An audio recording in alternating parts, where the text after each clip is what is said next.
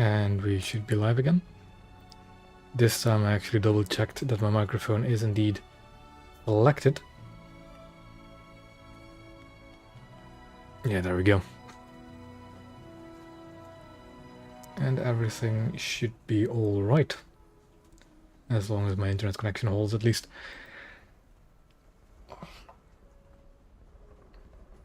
As you can see, we have a new update, and we've got a few new ships to look over. Although we already looked at most of them on the dev server, some of them are somewhat different. And first off, because it is actually the first vehicle I could grind in any decent time, it is the Vauquelin, the new French destroyer. Nothing too special really. Sits at rank 2 after the Vautour. A Vauquelin class is, I think, it's just a successor to the Aigle class, ever slightly different. It is also practically spaded already, just have torpedo mode, but that's a useless upgrade anyways. It's really fast, but that is to be expected of the French destroyers. It's a little bit faster than the Aigle class. Got some torpedoes in the middle. Lots of mines it can carry. And some oddities to say. First of all, if you look at the X-ray view, yikes, that is very vulnerable ammo storage, both in the front and the rear. Not to mention these things. Another thing I just noticed a few minutes ago as well is, for some reason it has depth charges next to the magazine inside the ship that don't seem to be functional at all. They just exist. But other than that, it's a standard French destroyer. The guns are pretty good. Slow traverse rate, decent reload, very hard hitting. It's just an alright addition, I guess. And then if I can go and use my cheat sheet, actually see what else got added, because I do forget. Oh yeah, we can stay at France actually, because they of course got the Courbet, whatever. A pretty mediocre dreadnought. Armor is pretty thin. Although this is 6.3, so it doesn't have the highest standards it has to live up to. 30mm deck, which is also pretty thin. Magazines are luckily well below the waterline, except for the rear ones. But these are shell rooms, but those that's actually the magazine itself as well. Although that's for the auxiliary ammo, or is this for main ammo? I think that's the main magazine. There's yeah. So this thing will probably go boom pretty easily if you just shoot the rear of it.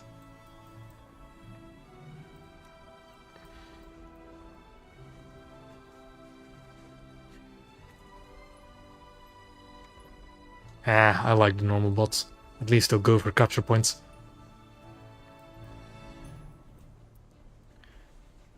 But yeah, Courbet. A premium battleship, and not too good of one at that. I would not recommend you get it, although you don't really have much else for an option if you want to get to the higher tiers of France quite quickly. Hello there. So yeah, Courbet. Mediocre, but what do you expect from a premium battleship? Then we go to Italy with the new Leonardo da Vinci. I've seen a few of these in battle already, and they go. They also go boom quite a lot. With exposed magazines in both the front and the rear. Da Vinci is going to be a bit low. But that's sadly a bit of a trend with these premium battleships, that they're quite mediocre, to bad even. I think it's a Cavour class ship, but the Cavour doesn't have racks that high, does it? No. Then again, this is a major refit of the ship. So if you're thinking of getting a premium battleship, do be warned. Magazines well above the waterline.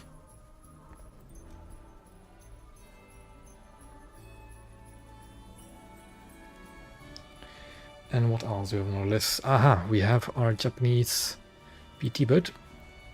The Asago, or Asagao apparently, as it's supposed to be. I do need to work on this, but progress is slow, even with a premium lineup that I've been using. Only getting around 10,000 a match. But this should be an interesting addition to that 3-7 lineup.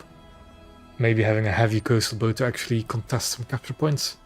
Although it's just an LCS. And the LCSs aren't really all that tanky. But it should have decent firepower. I don't know, I don't really know. I haven't played the LCS in ages. But that's a boat edition, I guess. Nothing too special. Then we go to Britain, and they also have a new battleship after more than a year, and it's an Orion, which is just a smaller Marlborough, basically. Same armament, but I think considerably less weight. Almost 5,000 tons lighter. Ammo storage does seem a bit safer, at least, being somewhat below the waterline. It's a slow battleship, but that's to be expected. But I'm personally not going to complain about another 13.5-inch ship, even if it isn't really what I'd want to see for British capital ship line at the moment. The armor is also pretty thin, with the 12-inch belt only being below the waterline, or at the waterline even.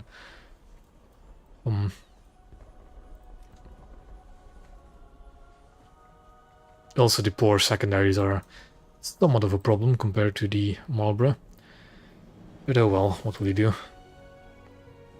Then we go up again to a surprise edition, although surprise in quotation marks, because we did actually find this in the files before the update came out. Novorossiysk. I think that's how we roughly pronounce it, but oh well. It's an Italian battleship in Russian service. I don't exactly remember which battleship it was precisely. I know it's a Kontradikovur class that was given to the Russians after the war's reparations. And then the Russians modified it with their own anti-air emplacements. And ironically, it should actually be a pretty good addition for the Russians. Having a fast battleship gives you something to have a lineup with the Kronstadt. The PK and the Poltava, these kind of early dreadnoughts for Russia, have been falling behind in terms of firepower and protection. And I think the Novorossiysk will be a lot better for that. Although armor is pretty thin. With the thickest part being below the waterline, even that's just 230. 220, yeah, that's thin armor. But with a bit of angling you might be able to do something with it. Like, Novorossiysk comes a bit out of left field as an addition for Russia, but on the other hand, there's not really much else to add for Russian battleships. So yeah, it is an addition, I guess. And then we only have one more ship, or two more ships that actually got added. Yeah, one more, of course, the famous one. The Roanoke, which I have yet to get as well. They did apparently change this one over from the dev server, where they made the crew compartments a bit tankier, although I do have to test that. Armor-wise, it's standard American light cruiser. The magazines, I think more of them are exposed than they were on the dev server. With the frontmost turret being above the waterline, the third turret being above the waterline, and the fourth turret being above the waterline. It could be quite risky for detonations, especially that front.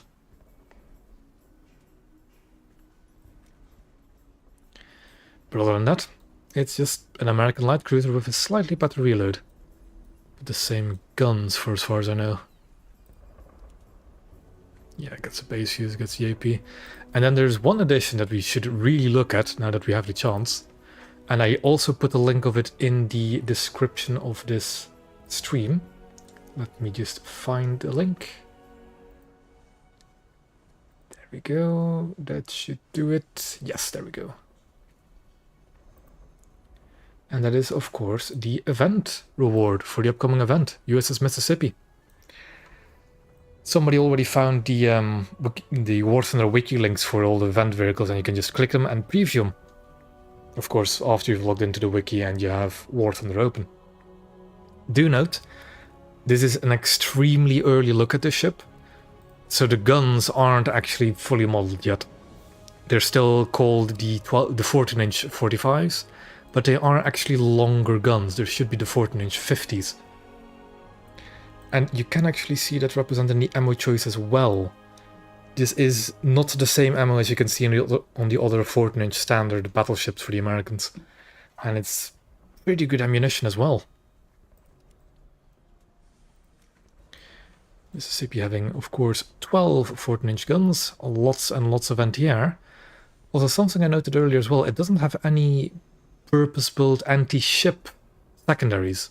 Like, it has the Bofors, and it has the short, like the really short 5-inch guns for anti-air purposes. And you do actually get VT for the 5-inch guns as well. But it doesn't have any, like, 6-inch guns or long 5-inch guns for anti-ship duty. So that might be a bit problematic if you're relying on that, especially with the slower reload in American battleships. But yeah, at the moment, again, the guns aren't finished. They have the same reload as the other American 14-inch guns. They have the same name as them. Did they get rid of the compass? I thought it's still a good thing. But yeah. USS Mississippi is looking very promising, especially as well in the armor department, having 13.5-inch belt armor. And ammunition that is, like, just at or even slightly above the waterline. But if you angle it decently, you can get a lot out of that armor, especially because it's rolled cemented armor. That has a higher modifier than just normal steel. This should be a pretty and nice standard battleship. And I can actually take it out for a test sail, and I probably should. In realistic battles, of course.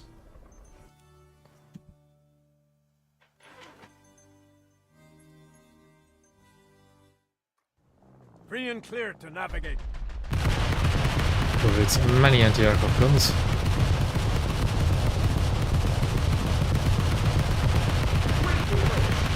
The Leviathan seems a bit reluctant to fire.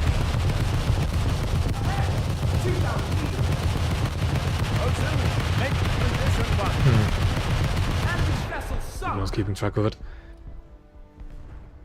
It's a very good looking ship as well. These later 14-inch gun turrets I'm a really big fan of. Just their appearance.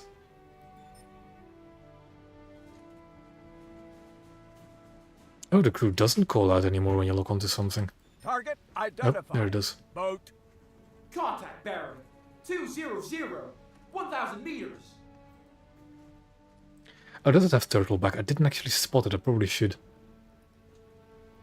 But this is going to be a pretty good battleship for the American lineup, I think.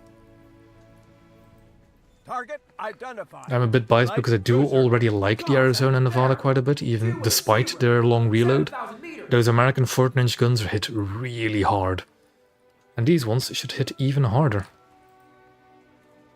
But as you can see, the same reload currently as the normal American standards. Target destroyed. Of high explosive ammo wrecking a coal. Now, it doesn't say too much because it might be an HE bug, but who knows. But, as said before, I did put the link so you can look at the ship yourself in the description of this stream.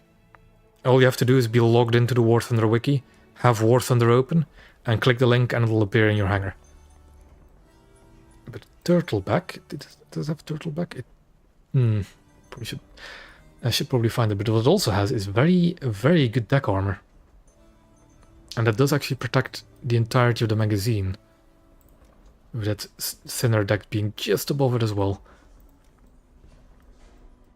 Let's see if I can see some turtleback. It probably doesn't. I don't think the standards have turtlebacks. But oh well. I'm looking forward to the USS Mississippi. It'll be a worthwhile grind to get it, I think.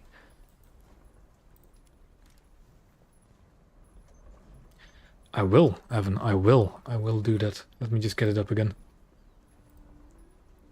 It'll probably be the easiest way to actually see the plating. So go to armor, go to protection analysis. Get ourselves some 14-inch AP. And see if we can find the turtleback plate.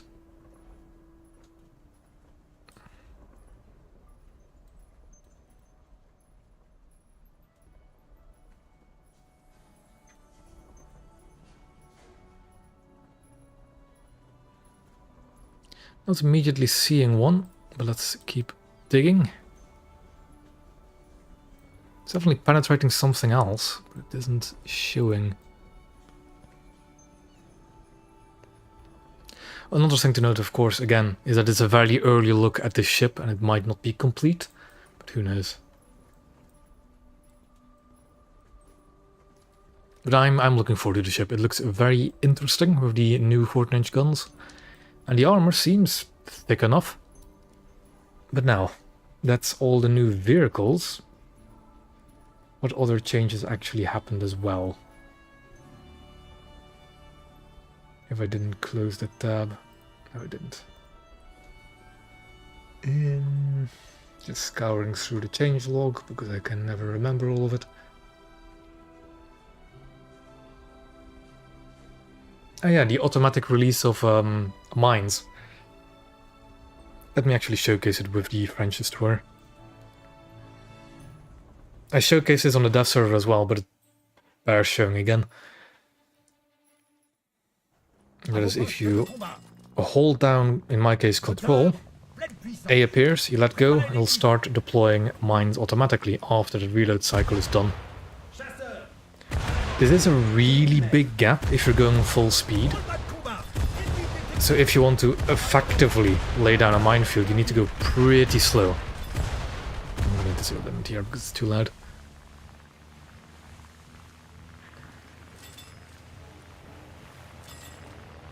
Even the speed I'm going now is a bit too wide of a gap for these mines. Something like that will do. The problem, of course, if you're going this slow, trying to deploy a minefield, you just get shredded by enemy destroyers.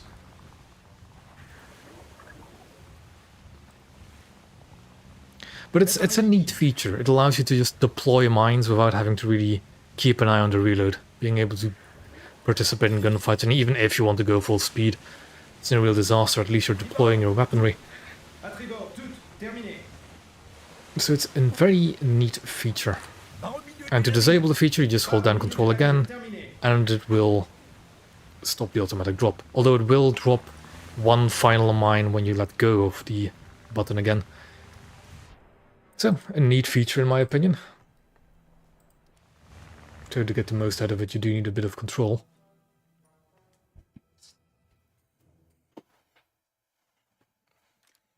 Now, where else is the... what else changed? Whole bunch of smaller changes as well. Turret rotation speed increased in arcade by quite a considerable margin. So of course I don't really know what it looked like before. But let's actually... I could actually use Vacolab for the example as well. So I'm going to just showcase the turret reverse in realistic, and then the difference between arcade and realistic.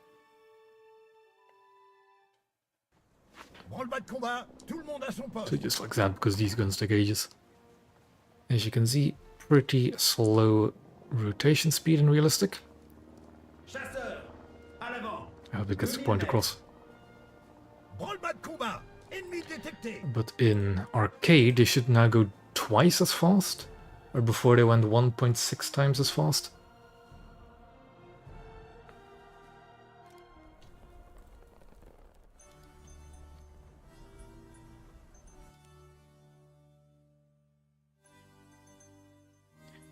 And then after that, one more change I think is worthwhile showing. Yeah, look at that rotation speed. How much faster that is compared to realistic. So if you're an arcade player, your turrets are now even faster. Which is nice, I guess.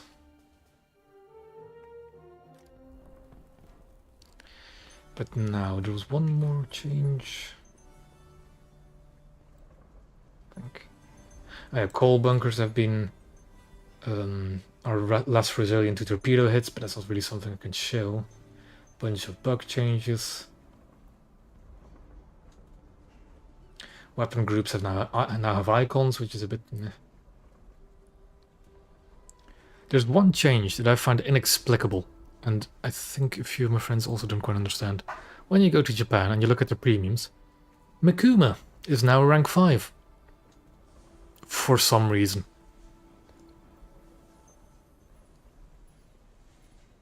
I have absolutely no idea why Mikuma got moved up to rank 5. I'm not complaining, it makes it a much more efficient grinder for Japan, but why? I mean, like, why is Zheleznyakov not a rank 5 as well then? It's a 6.0 light cruiser. German Hipper is now Eugen is now a 6.0 as well. Also still at rank 4.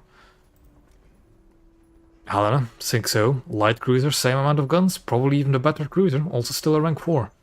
But for some reason, Mikuma is a rank 5. I don't think her price got increased as well as the thing. Unless somebody who doesn't have it knows it.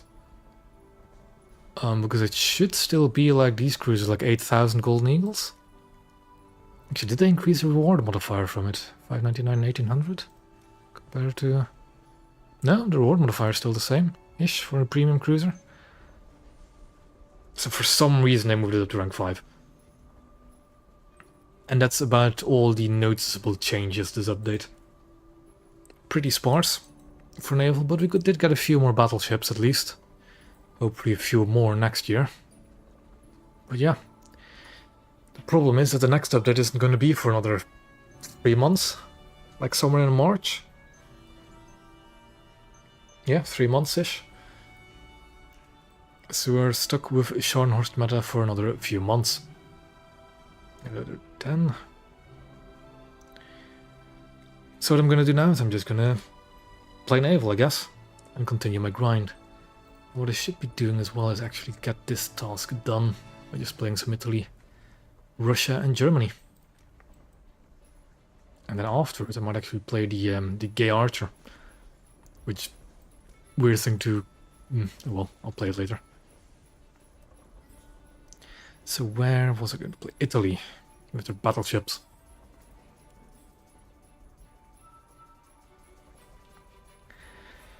I could grind for the new ships as well, but I'm not going to get them tonight. It's next to impossible.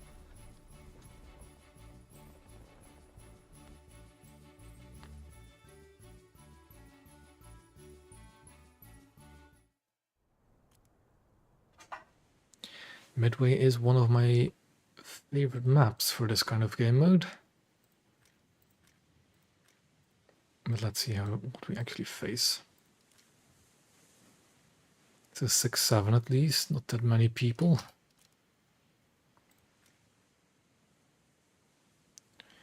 Where do I want to spawn? Probably here. Mettere in sicurezza la nave per salpare. Motori a massima velocità. Hugo, so that's a... Is Hugo 7 now? I think Hugo is a 7 now. Bersaglio individuato. Caccia Cruiser. torpediniere. 200, 12.000 metri.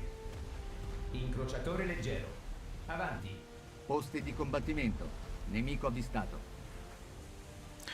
Yeah, the Battle Pass boat, Gay Archer, is a bit underwhelming. Especially since the British already had a premium boat, but at least this is now a Bofors boat with a Bofors in the front. So it's a little bit more competitive. Yeah, so did they just move Mikuma up a rank for no apparent reason? There's probably a reason behind it, but I wouldn't know it. No, Mikuma just moved up today. It is explicitly noted in the patch notes as well. It's really strange that it moved up. Oh, another thing I completely forgot to mention because I never really paid attention to it. The rangefinders, stuff responsible for this thing, this is now quicker on most, if not all, ships.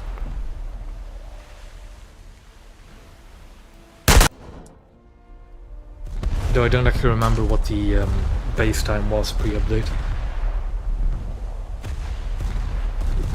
It's going this by a mile.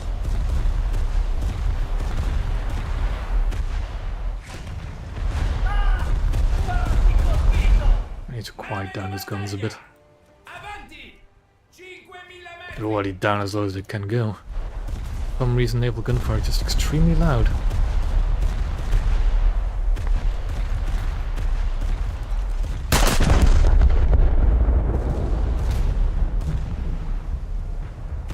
That's the funny thing though, Danstrous, is that America had a premium rank 5 cruiser. You cannot buy the Des Moines anymore.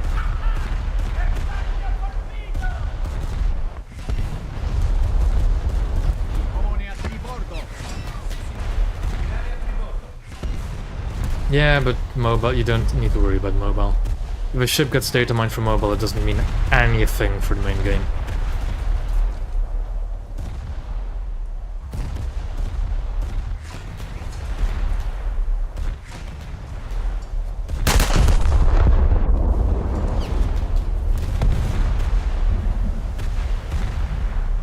Too close is Arizona, but if he doesn't want to budge, I'm not gonna budge either. Ooh, speaking of Des Moines, Bersaglio individuato! Incrociatore pesante! 11.000 metri! let's see where a rangefinder puts this lead. Abbiamo subito danni! Quasi colpito!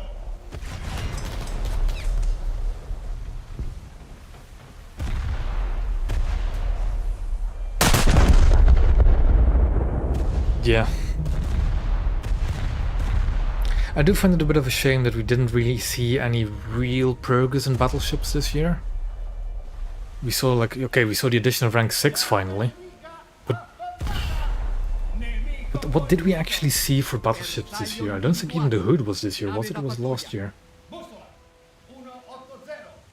9.000 metri! Like we saw an expansion for battleships for a lot of nations. Italy now has fully functioning battleship lineup. We did see the French Navy being introduced this year, but we all know that they did the French Navy dirty.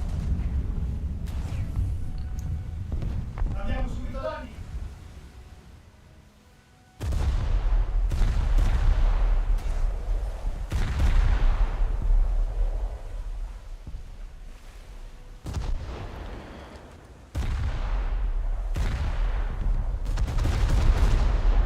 Although at the rate we're going, there's practically no real dreadnoughts to... Well, there are plenty of dreadnought-type battleships still to add.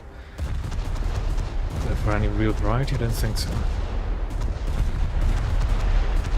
I mean, yeah.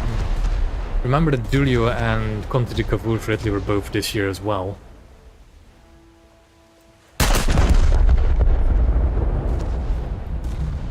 I think we genuinely didn't really see an advancement in battleship tech this year. Still at 15-inch guns. We're just about cracking into 16-inch sooner rather than later, I think. Because the Americans don't really have any more standard classes to add. Other than, of course, the 16-inch one. I think another 14-inch one. Russia's practically out of battleships as well, unless you want to really add the Borodino.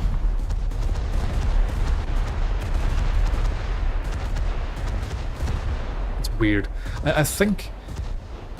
I'm almost convinced that next year we're going to get into the really big boy battleships, really famous World War II ones as well.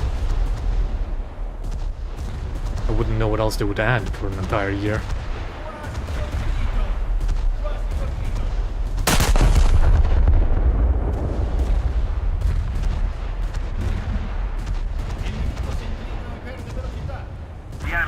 I think the botting problem has largely been resolved over the past few weeks, genuinely. I do still run into a few of them. I ran into a few Satsukis earlier today, playing that French destroyer. Genuinely, the botting problem has gone back quite a lot. Evan, we know for a fact that they do have requirements for ship additions being real to an extent. All the ships that have been added have been laid down at least. And I think their guns need to exist as well. Be considered.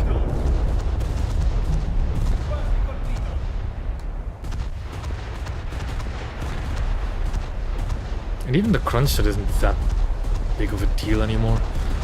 Sure, it's not technically a real ship, it's alright. It's a lightly armored like battle cruiser, you can deal with them pretty easily in any battleship. It is... I mean, yeah.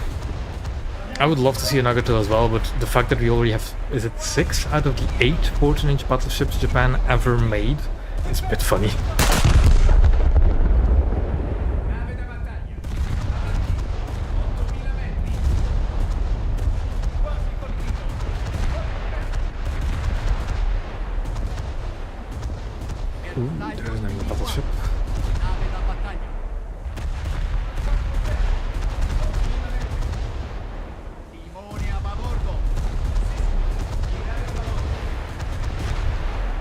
cruiser. Bersaglio individuato. Heavy Incrociatore cruiser. pesante. Should probably go bother the battleship then, shouldn't I? Bersaglio individuato. Nave da battaglia.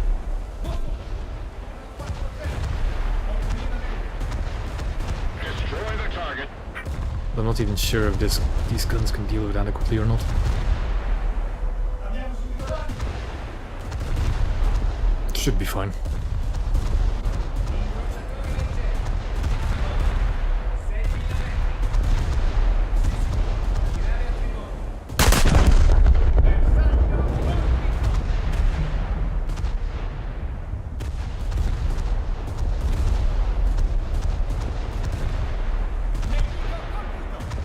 The PK is already pretty hurt, so let's just keep it up. Quasi colpito. Nave da battaglia. And it's been detonated by the Hugo. Lovely.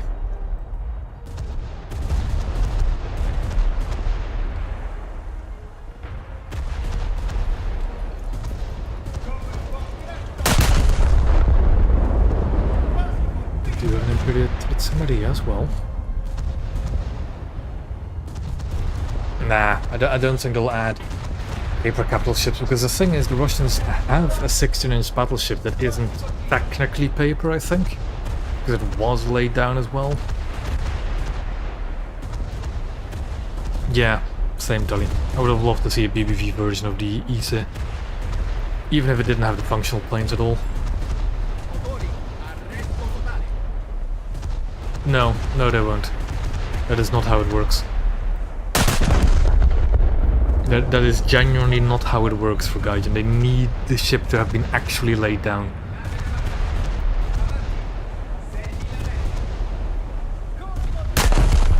I think that's one of the reasons we'll probably never actually see a Montana. Because I don't think they ever started construction on Montana, although it depends on what source you read, I think. Not too sure on those things. But I wouldn't be too worried about those really paper ships. At least not to the same extreme as World of Warships does. And even if you go that paper, it probably wouldn't matter too much.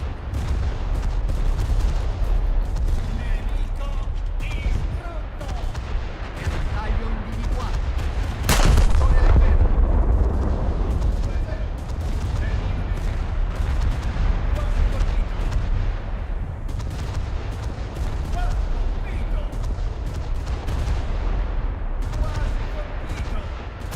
leggero. Yeah. They do at least have the H-38. Blueprints? I don't think so.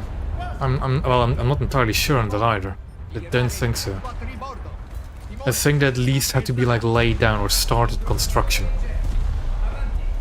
I don't think actual blueprints would pass. Bersaglio individuato. Caccia torpediniere. 10.000 metri. Abbiamo subito danni. Yeah, which is starting construction. The keel having to be laid, it's the first thing that happens. But it's something along those lines at least, which... And the thing is, there isn't really a reason to give the Russians fantasy ships either. Because first of all, they do have a few more battleships that started construction, I think. You have the Borodino, which is like their dreadnoughts, but then with 14-inch guns.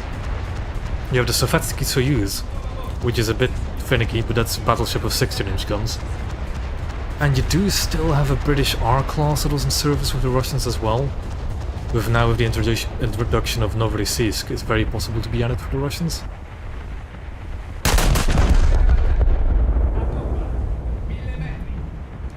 I don't know if I'm pronouncing Novorossiysk right or not. Such a weird spelling. Abbiamo subito danni. Quasi colpito.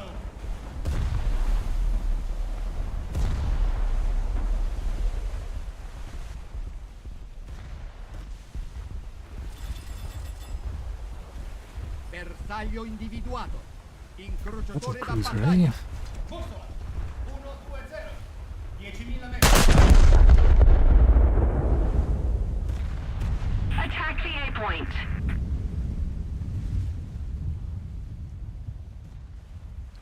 What battlecruiser is it?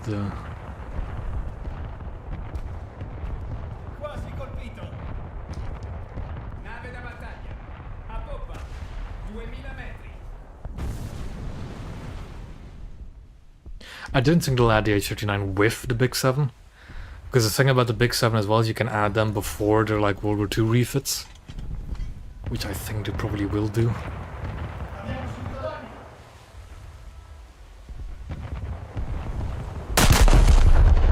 Cacciatorpediniere. A bordo. 8000 metri. Let's keep the I pressure mean, the on. Graf Zeppelin was Victory is close. building, wasn't it? It wasn't completed, but it did start building. Colpo diretto. And it is indeed a Kronstadt.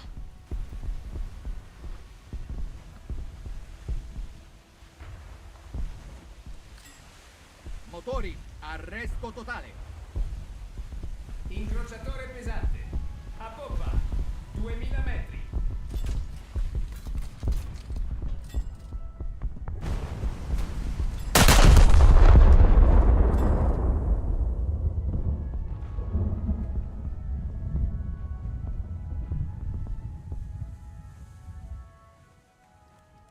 Nemico colpito.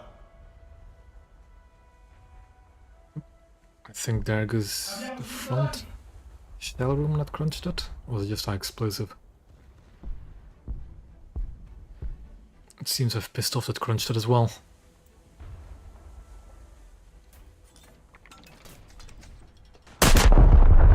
Also, I don't know if this is new or not, but it's like a small noise when the main guns on a ship gets reloaded, and I don't think it was a thing before this update. Il nemico si inclina e perde velocità.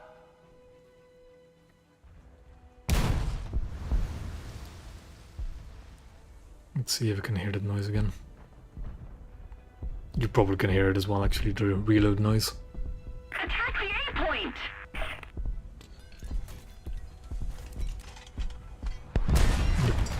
I think that noise is new. Controllo dei danni. Also, new fire effects. Also, I'm not too happy with them, and you'll see why shortly, if I don't explode.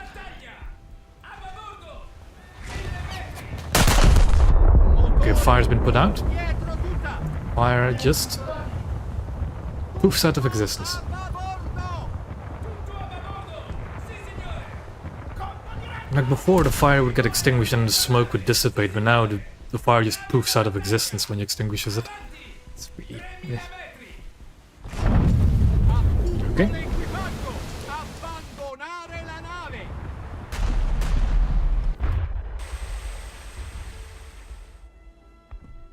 Yeah. So like, if, and I'm of the opinion it's more of a when, but if carriers get added, Graf Zeppelin can be added just fine. Bersaglio individuato. Same goes for the Italian Aquila. Bussola 160. It is the Aquila, isn't it? Yeah. Bersaglio individuato. Incrociatore pesante. Now I would love it if my Arizona would actually deal with the enemy battleships as well, but he seems to just want to go around the island instead. Incrociatore da battaglia. Avanti. Oh? 12.000 metri. What ships would that be? Combattimento. Nemico avvistato. Because I don't actually know that many, and to be honest, the float plane is a bit, I find it a bit overrated, but it can come in useful, especially on some of the larger maps. I practically never use my float plane. Also because it is one of the later modifications you can get to. Pone a babordo.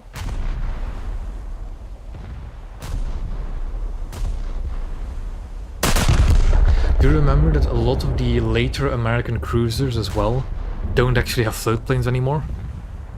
But actually, do they keep their catapults as well?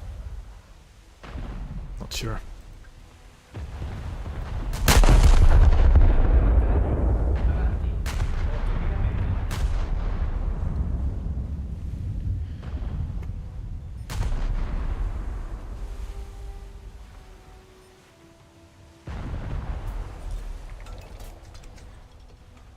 Ah, yeah, but the thing is, well, with Wyoming, if you look at those float planes, they wouldn't be of much use. Probably fall, just probably deconstruct themselves spontaneously in midair. How flimsy they look. Sì, signore. Mi pare a babordo.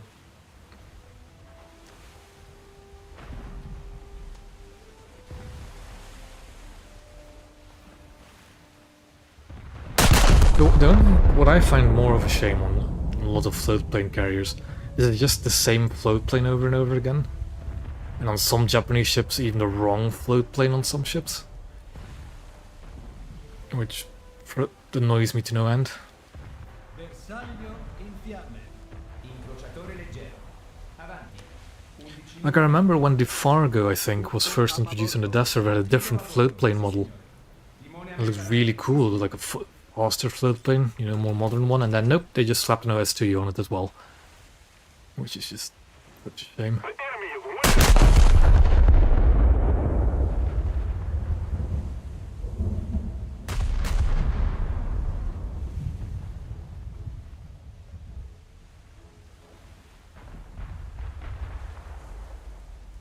Bersaglio colpito. Oh, is it? Because there is another float plane as well on the older American ships, like a biplane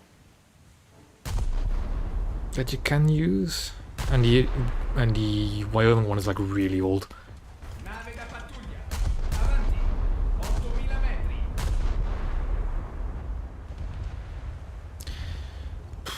Float planes can get to a cap. The problem I have with early caps and stuff like that is that you're never holding the capture point, you're just hoping the enemy doesn't get there in time. The faster acquisition time, Zapsi, on battleships is noticeable, although I don't really rely on it that much. But it is definitely noticeable, and it is a nice addition to some of these battleships. Like, for now I'll just wait on my calculation time. Although I think it's right around here that I need to lead, and was I right? A little bit short.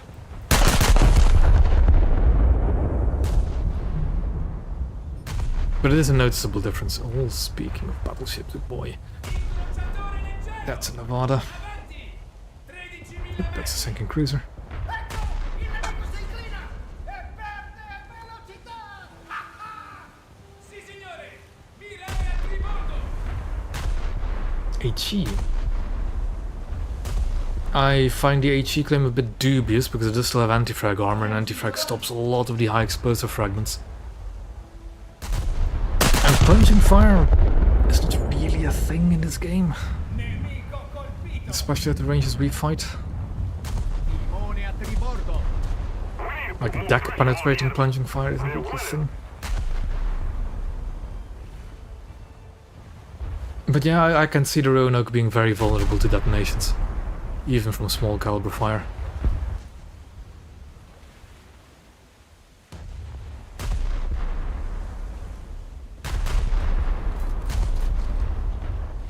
I'm not sure what the Wyoming has either, but I think it had those models on it before float planes were a thing. I think Wyoming is that old, is it? Should be. Because we did get the float planes only with the introduction of Scharnhorst, I think. If I remember that correctly. If I remember my own videos correctly as well. Abbiamo subito danni. Quasi colpito. Quasi colpito.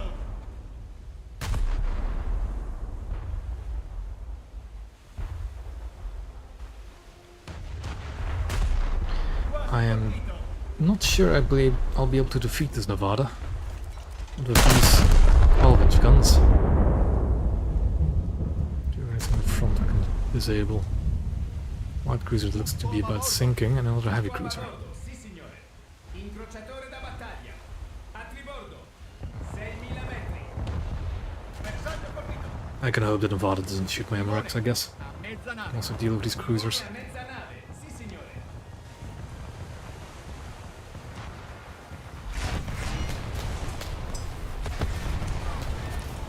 Okay, that fire is most likely... Okay, it's not an ammo fire, but I did lose my front hull segment.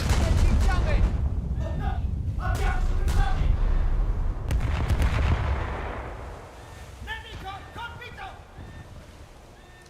Controllo dei danni alle postazioni. The X-ray view has been a bit funky as well in battle, as you can see.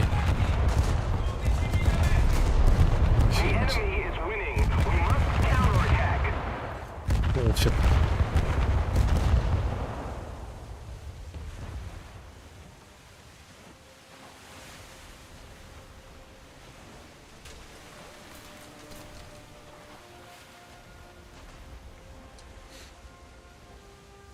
The Scharnhorst has gone through a few waves of being more powerful or weaker, depending on the update. There was an update where we just died to flooding instantly. And nowadays with the permanent flooding things it's a bit weaker than what it was. Granted it is still very strong. Why are my secondary guns like not... Yeah, no, my secondary guns are just not rotating. No? There they are.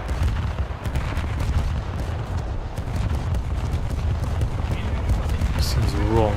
They're reverse, but it will. And the Wyoming detonates me. I didn't even see that Wyoming.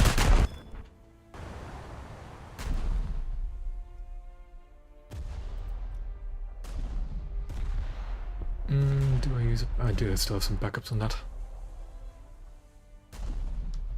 It's... You do not want to know how many Scharnhorst players I saw complaining about the permanent flooding thing. And only Scharnhorst players. Because all of a sudden their Scharnhorst was no longer immortal. Genuinely. When that mechanic was introduced, it was the only thing. The only person I saw complaining about it was the Scharnhorst player. Because it was the only way they sank, is by that permanent flooding thing.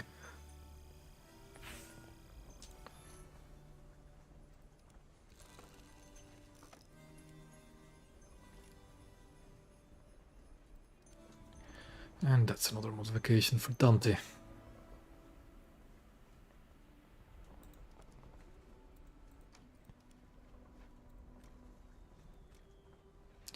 Just one more match and then I'll go to the Russians, I guess. And don't mind me taking more silver lines.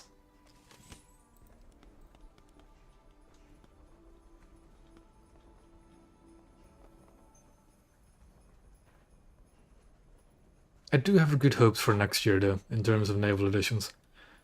I think we're actually going to go into the real big boy battleships next year. Probably should, Evan. It really should.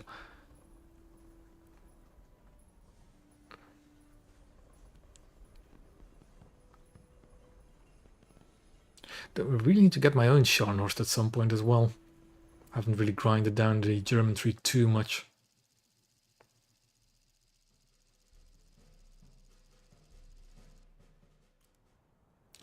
Midway again. Let's see if we can do a bit better this match. I see a boat. Oh boy.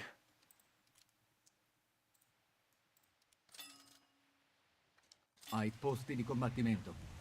Motori a massima velocità.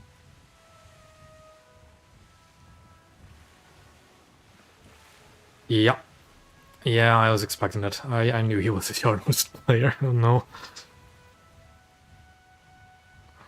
I have a suspicion that we'll get submarines next year as well, but like no sooner than summer. Like either the September or either the is it May after March? Like June? Yeah, it's like June and September, isn't it?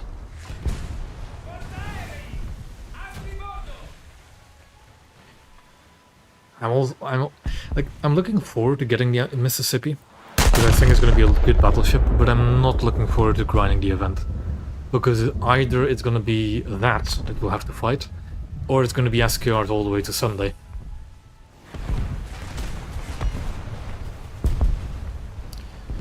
Remember, dancers, that for that submarine event, they specifically chose that torpedo, because it would fit with the spawn point locations and distances. Like, they really crafted the event finely.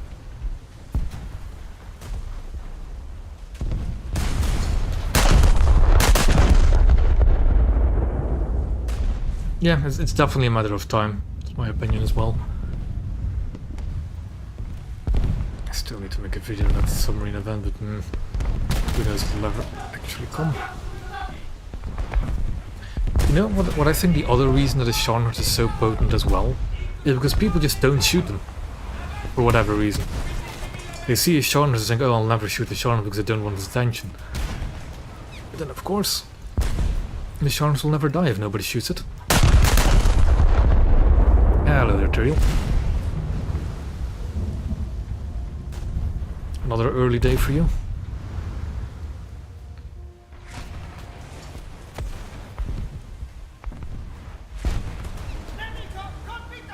Yeah, these shots are just not gonna go through that belt at this range, are they? No, no chance.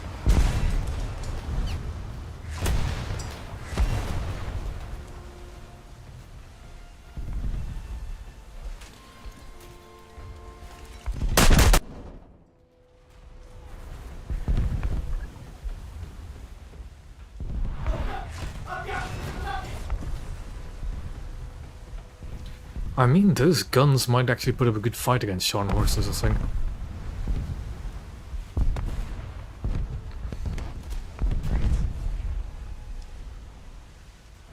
Yeah, I saw that video as well, Tyrael. It looked really nice, that introduction. Controllo dei danni per riparazione delle parti. We should have waited for that sort of repair before shooting.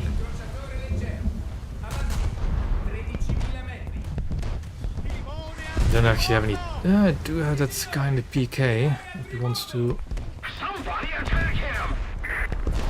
shoot him up as well.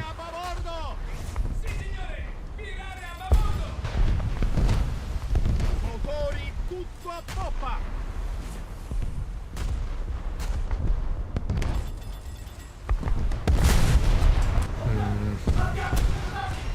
That's uncomfortably close to my magazine.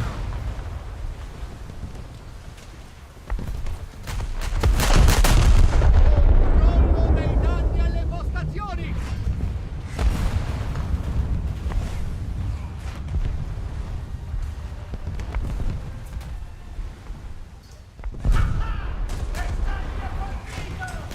Bersaglio individuato. Caccia torpediniere. The problem as well with Sharn horse players, I have nothing against this guy, I do actually know him, but they'll usually also have a backup on their ship, and if they don't, you can now use backups if you don't, you know, whenever you want during a battle. So even if I sink his Sharn horse now, he's most likely going to come back in one. Player Mikuma as well.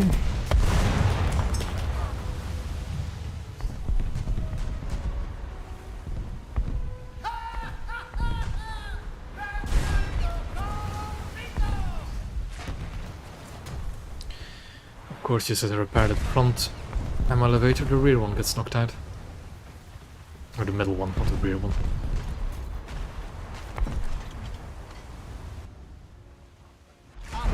And there I go. Abbandonare la nave. This is not going to go well.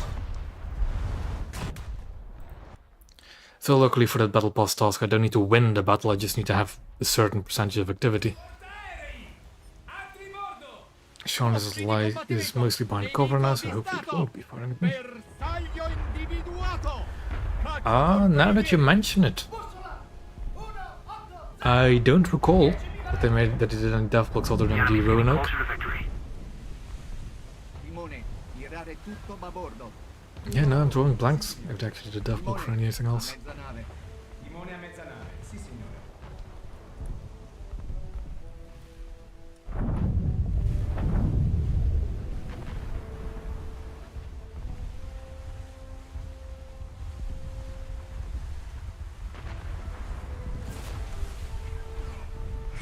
Yeah. The Sharn horse is really weirdly powerful. Although, do remember that in this match it's like a 7-0 and I don't have any 7-0s on my team at the moment. I think the PK is 6-7 and it's barely a 6-7. Wonderton is also 6-3 and I'm 6-3, so yeah. I was having good matchmaking.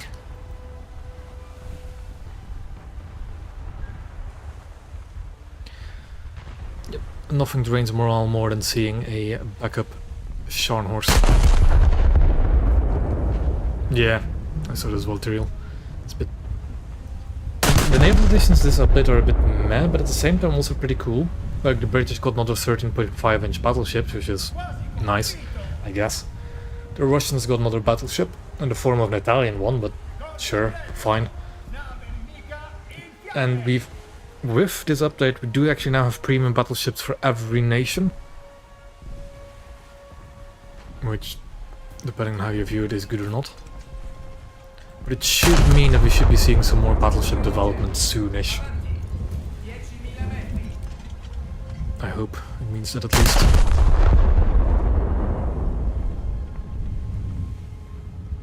Quasi colpito.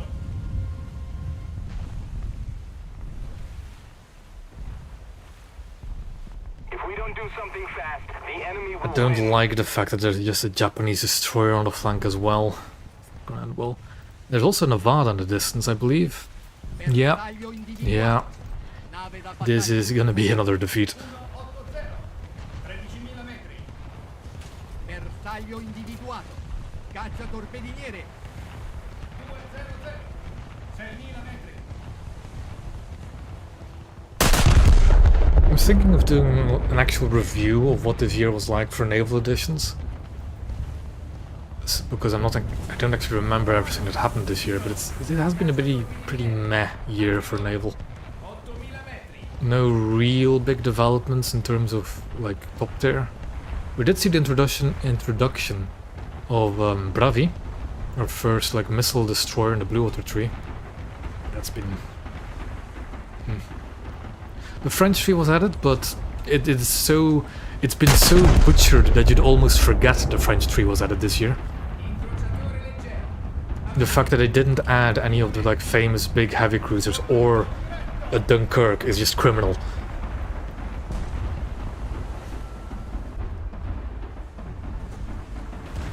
And the fact it doesn't have a coastal tree either. It's just no one cares.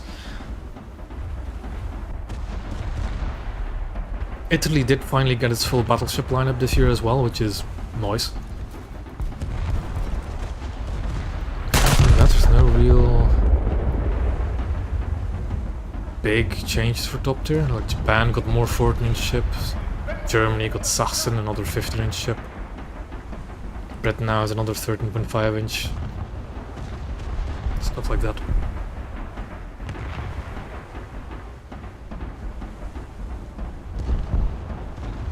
We need to put more pressure on the enemy. I do remember a leak list from like 2 updates ago that had Glamorgan and was it Charles F. Adams? It was like the British and an American counterpart to Bravi. Although it's very likely that leak list was just fake, I guess. Who knows?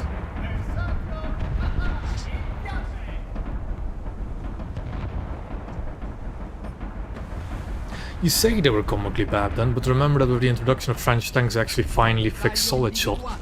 Which I remember as somebody who played British tanks back then. Ugh. 10.000 metri. Timone, tirare tutto a babordo. That could be interesting then, Stress. Timone a mezza nave. Sì, signore. Although I'm not really a particular fan of these dreadnoughts. Timone, Mainly because of their lack of speed, it's just painful. Avanti. 3.000 metri. Postazione di riparazione. Though I'm a fan of the standards, even though they're not much better.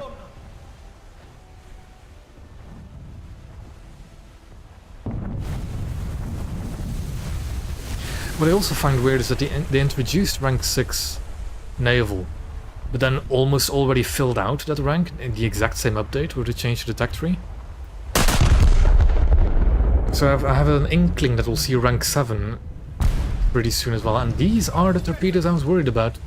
God damn it. motori indietro. I can dodge that one, but what about those two? Ooh, can I slam it in reverse? I cannot slam it in reverse. Ooh, I can. And I think I'll miss those two as well. Yeah, we saved it. Bersaglio individuato. If you're asking... The Blue Water Winter, if you're asking about the reserve boat, in my opinion HMS Vega, the British reserve Blue Water vessel, is the best. If you're looking for tech tree as a beginner, I still think the American one is the best if you're learning out. Although they have a pretty rough start. As soon as you get to 4 and beyond, they're pretty good destroyers. 6.000 metri. Yeah, live stream again. Tutto a tribordo. Tutto a tribordo. Timone a tribordo. Nice. Just overpanned the upper deck on the McCoon. Virare a tribordo. Our Wonderton died and then left.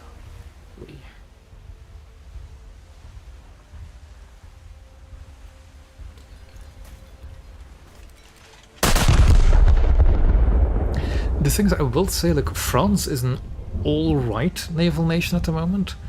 It's just they taper off so hard past like 4-3 already.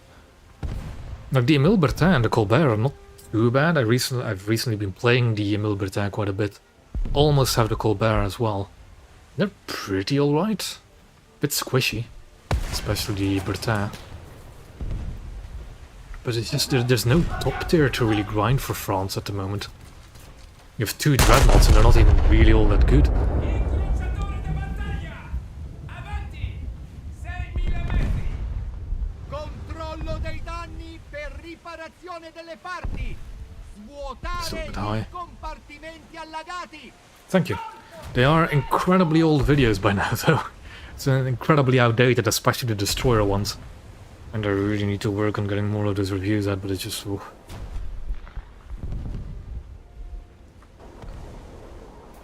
I would use the word white versus block, but it's not quite that.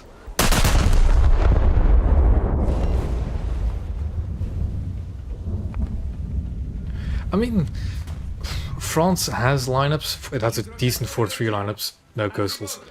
The 5-3 lineup, you have both Colbert and Emile Bertin are both 5-3. So that's fine. And then yeah, you have 1 6-3 battleships and 1 6-7. Although you probably could use the 6-3 with the 6-7. It's not really optimal. And that's my major problem with France, is just they have all the right ships. I actually really like the destroyers, really good firepower, even with the slow turrets. But then you have like some basic 5.0 cruisers. Then some 5-3 ships which are okay-ish, but there's only 2 of them. And then you only have 2 battleships which are just meh. The naval tasks in general are not that difficult if you know what you're doing. Last summer, like I did a video for each 2 days. I'm not going to do that this year, this event by the way, because the holiday season I'm going to be busy with stuff. But if you have just various different lineups, you can do the naval part of the event in, I want to say, 4 hours, pretty easily. Come on, shells.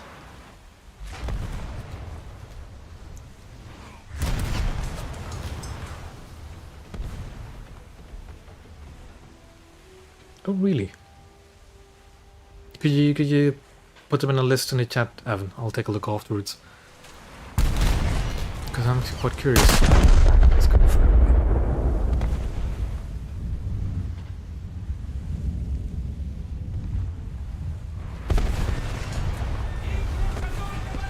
it. The one issue, quote unquote, with these score events, if you're playing naval, is that to get the maximum efficiency you have to play rank 5 or rank 6, and it's... oh, if you play battleships you're gonna be running into really difficult battleships, and good captains as well. If you want to play top tier coastal like I do, with the Ayanami, you're going to run into SKR-7s 24/7. And I'm of the opinion that the SKR-7 is not that difficult to deal with, but it's such an annoying ship to fight. Like in the same way an American light cruiser is annoying. Just endless streams of high explosive.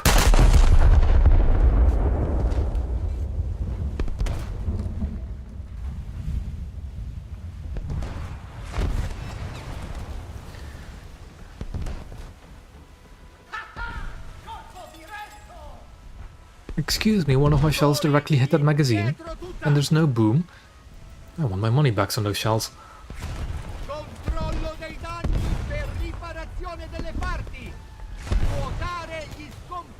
What am I repairing? Yeah, cannon barrel, I guess.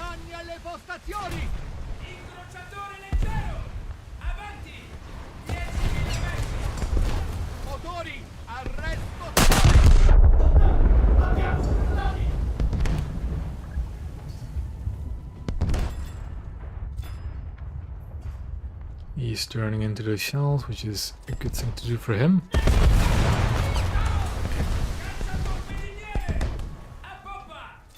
500 metri!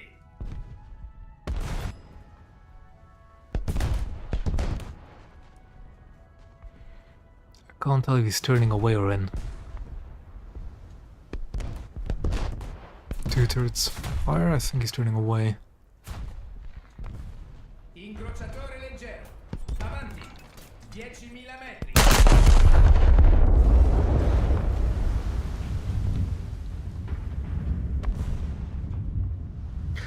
Okay, I can explain to you for Tone and Aoba. Fuso should have float planes, I believe.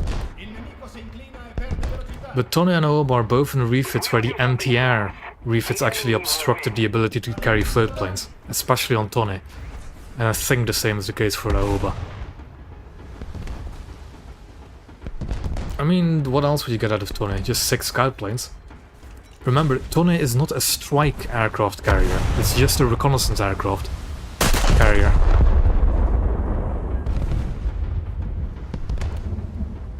Yeah, I think Fuso does indeed should have float planes. I remember because one of my frustrations with the Fuso is that it doesn't carry the correct float plane. Would you those up see in return for not having any short range anti-air? I really like the anti-air of the Tone. Although I haven't actually played a Tone in ages. Probably should.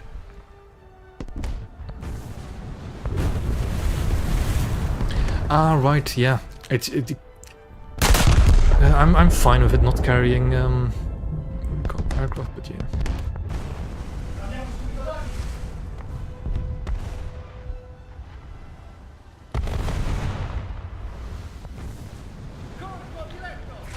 My gunnery is being challenged hard by this Mikuma. I'm gonna try Trout, but again, I wanted to do one for last update as well, I just never got around to doing it. Although I'm feeling a little bit better in making videos, I have another project for somebody else as well coming up. It's a small update, I should... Genuinely, I am actually able to just get these videos out in a day, it's just getting started on them. Because you'd be surprised how long it takes for me to actually record my voiceover. As you can maybe tell, I stutter over my words quite a bit. Especially speaking English. Though my Dutch is not much better. If we don't do something fast, It is. This Mogami has been escaping my gunfire for way too long.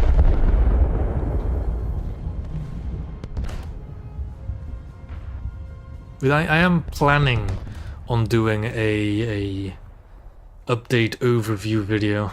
I just need to get around to actually doing it. It does, but remember as well, Space Kraken? They added the Haruna as an event reward for Japan, and they added the Renown as an event for Britain. Granted, Renown detonates, so it's not really the best ship they have, but it is one of their better capital ships, in my opinion. Also, the reason I'm not singing this Mogami because I don't actually have the exact range to him. The rangefinders on these earlier battleships are quite inaccurate, and he's dodging as much as he can. But there he goes. A few seconds before the end of the match.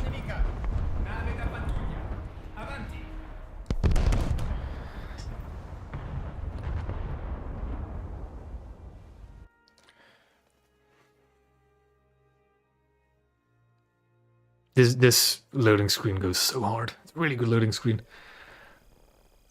That's something I've been noticing as well with these recent updates. Their loading screens that they had are really good. And there we go, Italy done for that Battle Pass challenge. Now I need to do, what was it, 3 more for Russia? And 2 more for Germany. Yeah. You do need to remember though, Evan, I believe every single ship in game sits too high in the water compared to what it should be. Thank you for reminding me to check out the Roanoke. What exactly was I going to check out again though?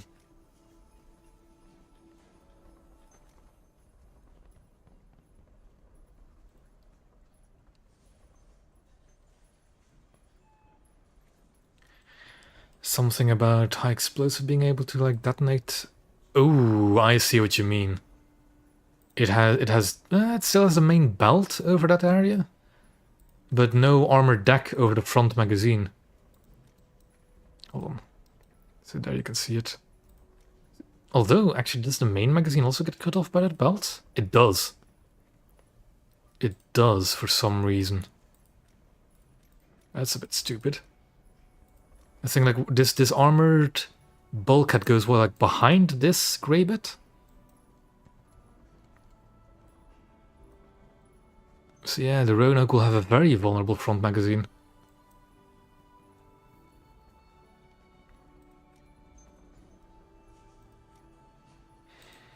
Is it the same story for the rear magazine where it gets cut off? No, the rear magazine is fully protected in the anti-frag belt and deck. It also means if you get like a good, like, big old bomb, you could probably just detonate the Roanoke that way. Let's see, if I go to protection analysis, we'll use a 6-inch high explosive. That's a bit far. Close, there we go. Oh boy. Oh, that's not good, is it? Now, that isn't the main magazine. I think that's the auxiliary magazine I'm hitting there. But that's not good, is it? Yeah, you can just... Yep. Yeah. That's oof. Now, is it the main magazine or is it the auxiliary ammunition? It is auxiliary, but it's so close to, like, the main storage. I think it'll just go straight through it. I think you had a front turret. Let me look at the front turret. So again, 7k is like good range. Yeah, exactly. High explosive spam will detonate the Roanoke. Stock 12-inch. Let's see. Mark 5 will do. North Dakota, because it's also the worst.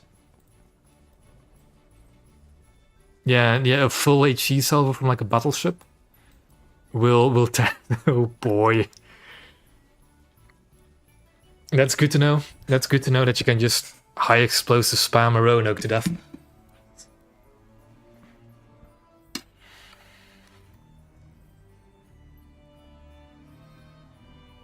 A lot less scary than I thought it would be. I still think it's a very good looking cruiser, by the way. I still think it's a very cool ship, but that vulnerability is big oof. A very big oof.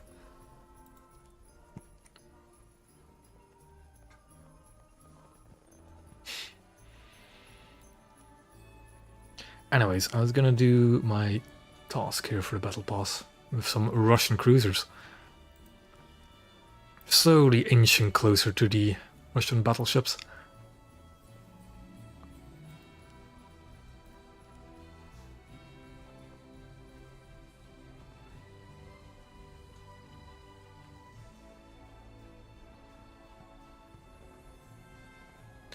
I also just said earlier that I wasn't going to do like the videos showcasing like my lineups I use for the event, for the winter event, because I did it for summer once and I'll use the same exact lineups. But I am thinking of at least doing a stream when I unlock the Mississippi. I might just grind out the AP before that stream, but I definitely want to stream the Mississippi because I'm looking forward to it. And yes, I did indeed get the Chipikov. I always try to get the event ships, and I always keep them.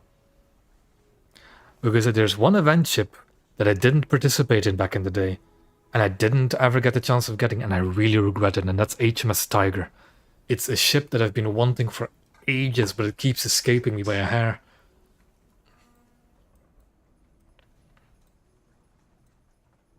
Yeah. Although the Newport News isn't that expensive, is it?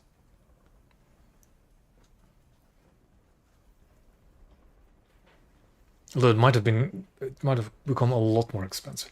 Köln frigate, exact same thing, also something that escaped me. But I'm less sad about missing out on the Köln because you do still no, the Lübeck is the event one. The Köln is the tech tree one, and that's the thing. It has a tech tree version, so that's I'm not too sad about missing out on the Lübeck back in the day. But HMS Tiger is such a unique cruiser, and not having it is so it frustrates me. Ooh, Black Sea Port, not really my favorite. Ayo. I have some squadron members. I don't often actually see my own squadron members like that.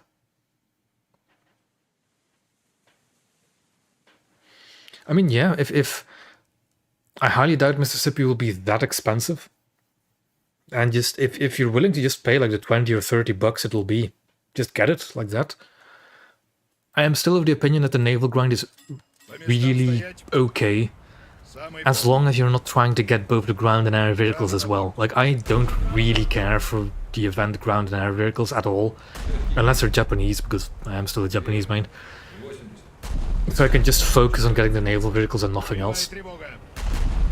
So am I in a down tier? I am. They make me proud.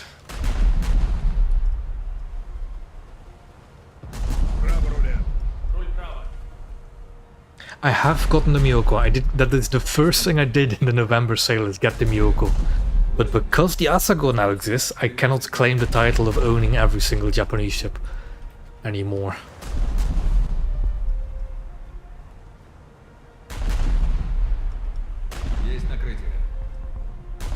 But I do finally have the Miyoko as well. And I did get the Yamashiro as well immediately. I don't think I have actually told this story on stream.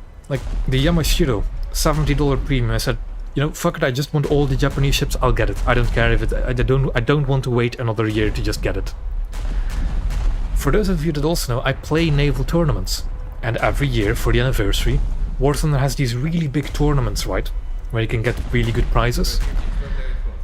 The goddamn first place reward for winning the anniversary tournament was Yamashiro, and my team won that tournament, of course, so goddamn it. I could have saved it at 70 bucks and just won Yamashiro. Oh well, I got the Iron Duke out of it instead.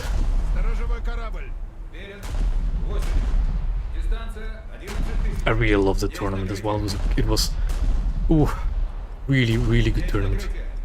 I have not spaded the Kurama yet, mainly because there's nothing to grind with it. I don't really like spading ships if I have nothing to grind with them. Good morning. It goes just fine, playing some more Naval. Now that the bots have been nuked and annihilated, Naval has become a bit more playable and a bit more of a challenge as well.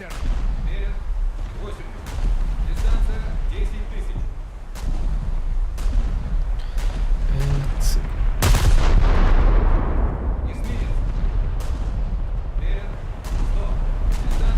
Way too far behind him. The enemy's getting closer to victory. Yeah, they nuked the bots, I think, a good 2 weeks ago. And in this update they also added some more anti-botting features, like a captcha you have to do. Although I haven't seen it yet, because I think it only pops up if you're suspected to be a bot. Also, what am I gunner shooting at? What are you? Ooh, a 12 for 12, is it? It looks like a 12 for 12. He's turning in, so those shots will miss. A PT boat over there as well. Let's load some high explosive. Would be funny, wouldn't it? But I have not had it pop up yet. But yeah, for the time being, the bots have largely disappeared. I did actually run into a few of them this morning in the premium Satsukis, but they're largely gone. Yeah, I don't know, I never really take aircraft in my lineups. I also don't have aircraft with this BR for Russia. It's a bit of a habit for me to always just put all ships in a lineup. You'll see that with a lot of my lineups as well, to just have all blue water ships.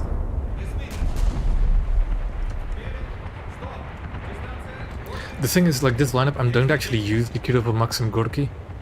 They're just there because I can't be bothered replacing them with anything. I don't have good coastals, nor do I have good aircraft. But my lineup actually is just Shcherbakov, Chapayev and Sverdlov. Also, where did that coastal go? He's still there.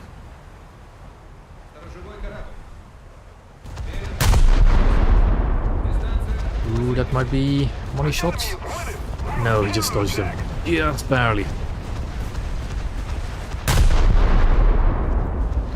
That's going too fast for them. No, he's turned into them. There we go. Берег 80. Дистанция 9000. Право руля. Руль право. Does Fuso... I forgot to check, but I could have sworn Fuso had flight planes. Ah, no, Fuso didn't, did it? Didn't it?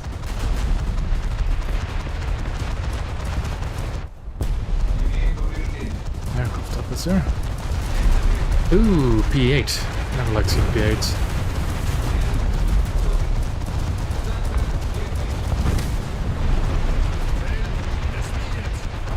Yeah, Issa has 3. I remember Issa having them. But I could have sworn Fuso had planes as well. Oh, well. Ah, yeah, no, that was my frustration with Fuso, the fact that it didn't have planes. Even though I believe it should have an F1M. Which is also something that annoys me about Issa, the fact that it has F1Ms on the catapults, but it launches an E-13. And then you have the Miyoko, which has an E-13 on the catapult, but launches an F1M. Very strange things. But yeah, I think for both the Tone and the Aoba, it's just because of their late war refit, they didn't carry float planes. Although I should check that out. What on earth is that? It's not a P8.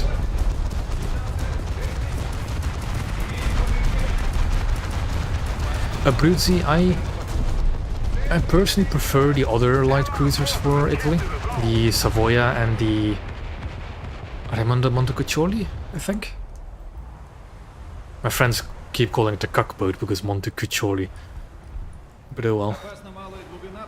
I like those cruisers more because of their better reload. Abruzzi is still a pretty good light cruiser, but I don't like that 11-second reload.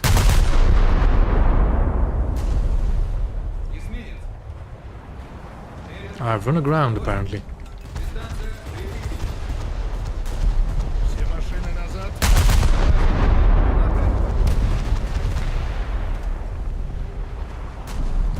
Pop goes the porter.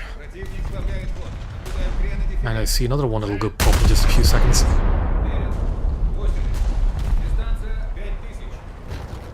And pop goes that porter.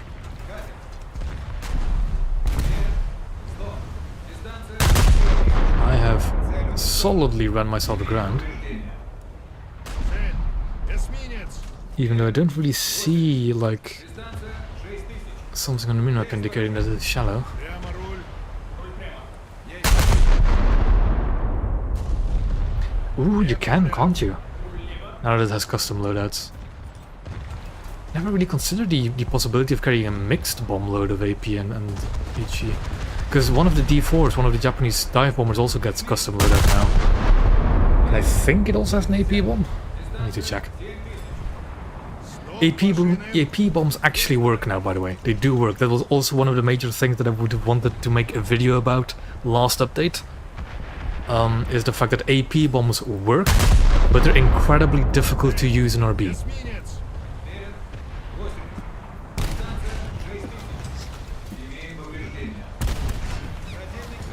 Quite a few maps actually are deep enough, I think, for submarines. Like in the normal battle area, I think this area is deep enough. It's just the coastal areas where it gets really shallow. Nakazuki and another US-8 gun. I don't remember the exact differences between Somers and Porter, but one of the two has like an exposed front magazine as well. So you probably wouldn't want to take that one.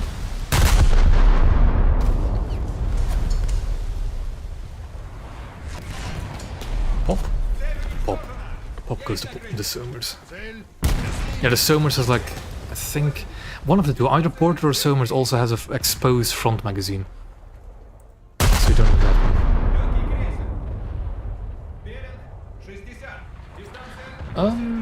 I'm gonna have to try them again this update, but they should work. The thing is, AP ones, you really have to go at it with a lot of speed or a lot of altitude or a combination of both. And you need a pretty big bomb as well. Like the 250 kilo bomb for Japan I tested.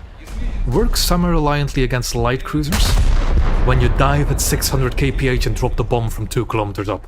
And that's the only real time you'll penetrate their decks. Like, AP bombs are very difficult to use, but they do work. At least they did last update.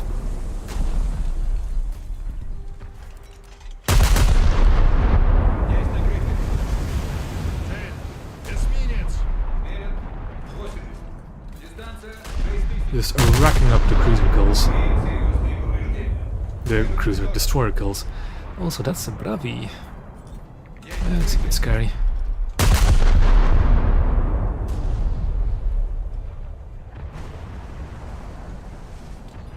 Есть попадание. Also, about EC, like what destroyer is best to take. I don't really play EC all that much. Not really I don't really like EC too much. So I don't know too much about it, like what's the best playstyle for it. All I know is that you just take the best 5.0 you have, you grind until you have the best battleship in your lineup, and then go from there. Радаре. Бомбардировщик. Слева. Дистанция 10000. Приближается.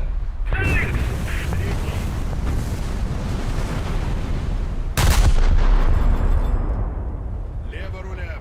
Руль лево. Есть попадание.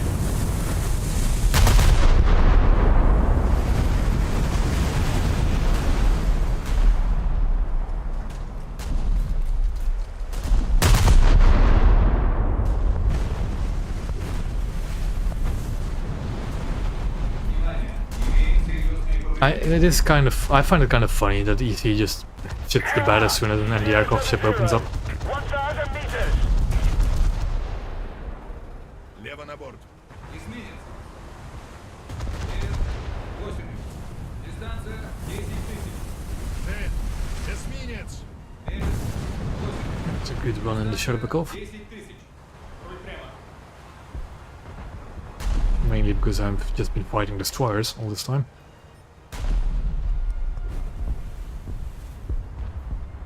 Ooh, that is kind of spicy. Внимание. Имеем серьезные повреждения. But, like, the main reason I'm suspicious that they added AP bomb functionality is actually for aircraft carriers, but that's just me donning the tinfoil hat, as I usually do when it comes to aircraft carriers. Look at my squadron mates just sailing around, wreaking havoc.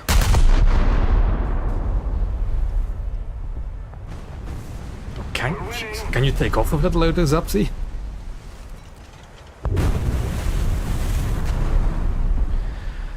You know, the funny thing about Yamato is that its anti-air suite is not that much bigger compared to what we already have on some of the Japanese ships. Like, genuinely, it's Право на борт! like marginally bigger than the Haruna's anti-air suite.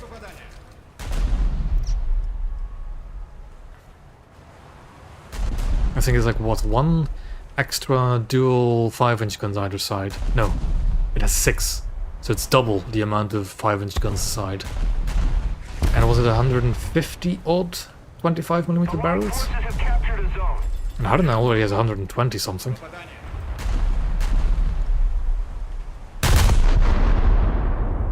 Well, damn. That's something that might that you might want to try in Naval. Внимание. Имеем серьезные Although, like, for most purposes, especially in Naval RB, a big high explosive bomb will be just fine. 9000. Because the conditions under which you have to drop an AP bomb to be optimum is just so different from what an HE bomb can do.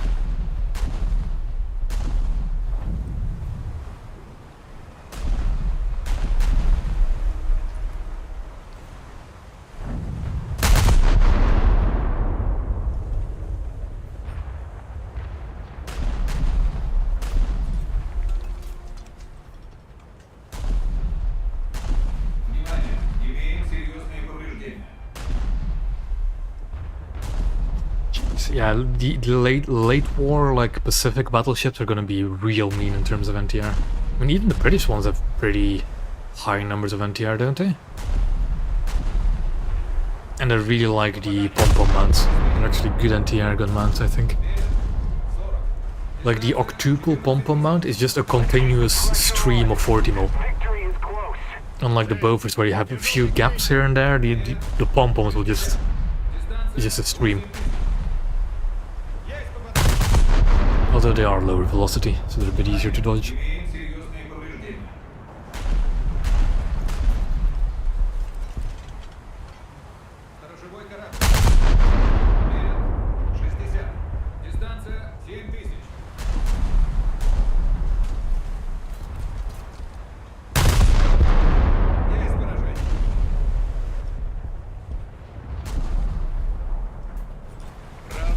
feel a bit guilty for just nuking this Kako.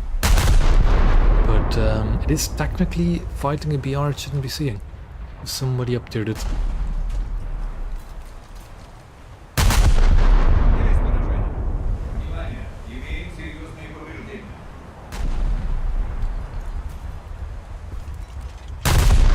Есть поражение.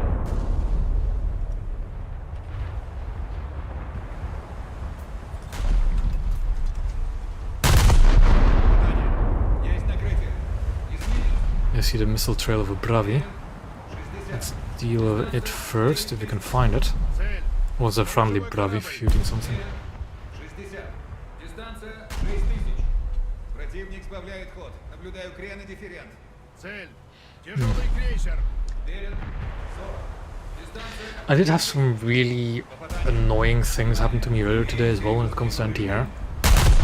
I was playing a 3-3 premium lineup from my Japanese coastals, trying to get a bit of work done towards Asago.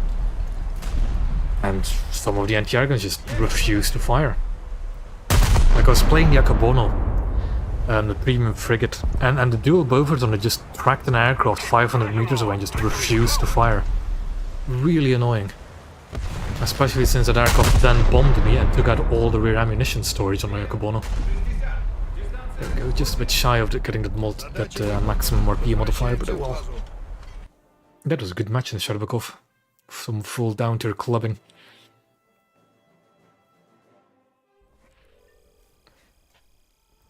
And won't you look at that? Naked all on top.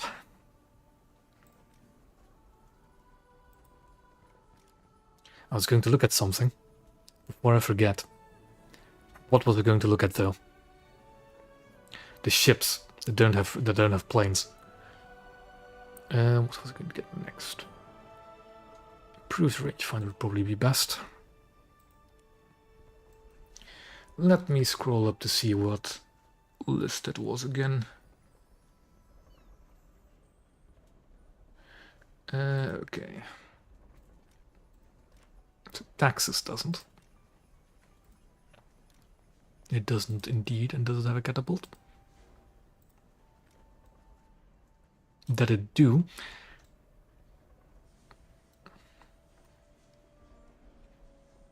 Des Moines has a helicopter, I know that much, so that's why it doesn't have a float plane. I believe. I can't actually check because I can't look at the Des Moines. Wyoming's aircraft are too early. Arkansas, I need to look at Tone. I know it doesn't have Fuso, just doesn't have them for some reason. God knows who. Let's look at Arkansas. I think Arkansas is the same as Wyoming. I think they're just very early aircraft.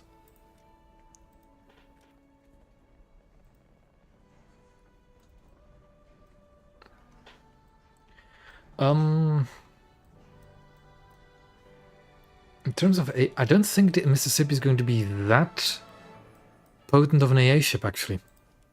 Mainly because it doesn't have the dual purpose 5-inch guns. It has like the short barrel 25-inch, not 25, 5-inch guns. Jeez. It has the 5-inch guns, but they're like the short, early, like pre-war ones. They're a bit meh.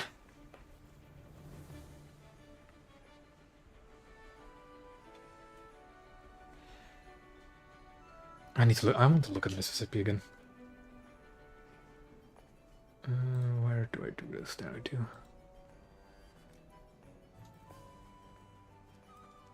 And I need to look at Chattanooga. There we go. I think these guns have been a bit finicky for me.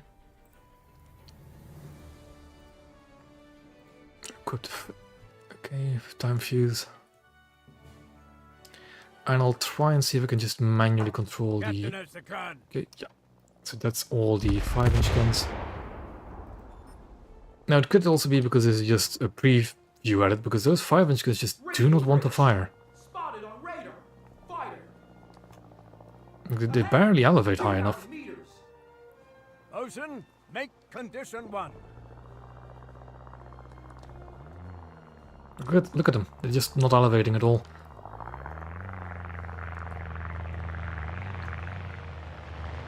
But yeah, the fact that they do get VT should be good enough. But at the moment, the 5-inch guns do not want to behave properly in this little preview. Again, Zapsy, we're seeing the ship like 2 weeks before anybody actually has access to it in a proper manner. And I think, let's see. Yeah, look at that. Vertical guidance, plus 20 degrees for anti-air guns. And that's not right.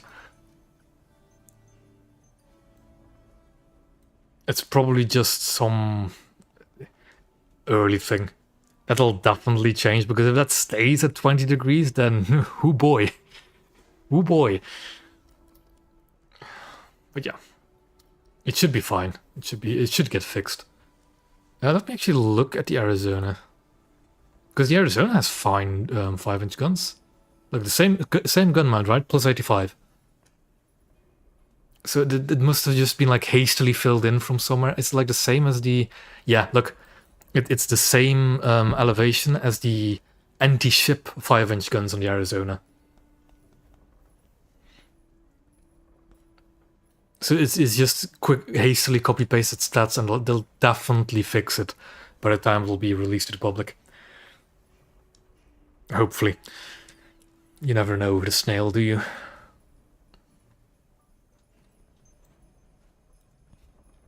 I know, Dantress, but again, it's like it's a ship we're seeing 2-ish weeks, 3 weeks almost before it's actually open, actually released. Cut them a bit of slack. It is still funny though. I need to switch it off. And we'll continue on. And then afterwards I have a challenge to do score with a battle pass vehicle, so then a good excuse to play the gay archer.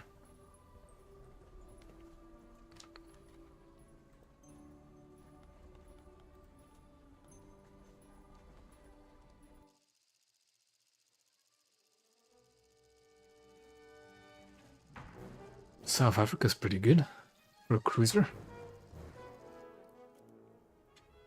Yeah, we'll just go around this island and either push on to B and keep A clear. Ooh, good to know. Did it have what kind of bug did it have? По местам стоять. Самый полный. Лево на борт. Exactly, Dancers. It's future-proofing for anti-missile missile ships. That's exactly what it is. Пелинг 80. Дистанция 14 000. Боевая тревога. Pretty well. That's stuff you have to expect when you're able to look at these event vehicles that early on. Stuff being a bit borked. I do hope it'll actually get the improved reload rate that those guns apparently have. Because that's if it has the improved reload rate, it'll definitely be the best American battleship. Which is a bit of a shame for it to be an event vehicle, but oh well. On the other hand, if you're new to Naval and you have rank 3s, it's a good opportunity to just pick up yourself a really good battleship. We're just playing the game.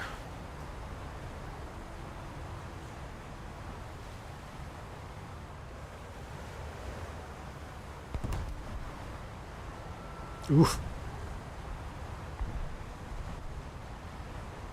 Nice, I see space, I see. Yes, it does say the rate of fire, Dancers, but it also still says that the Mississippi has 14-inch 45s, which it doesn't. So the guns at the moment are placeholder. It does have the correct shells, it does have different shells from the other 14-inch guns, but the guns aren't actually the proper 50 caliber length ones yet.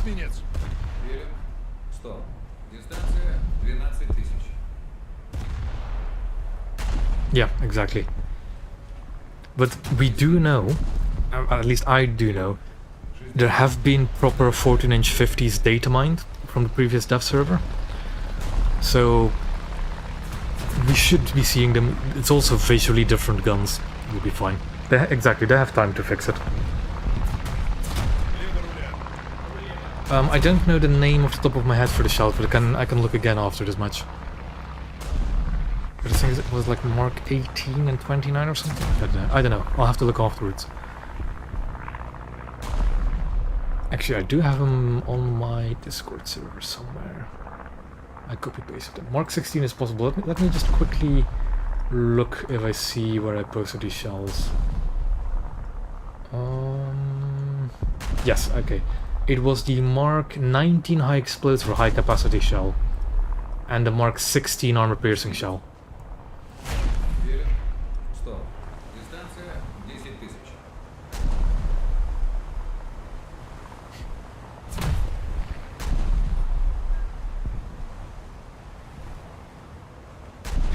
Yeah, they should, but you know how it is.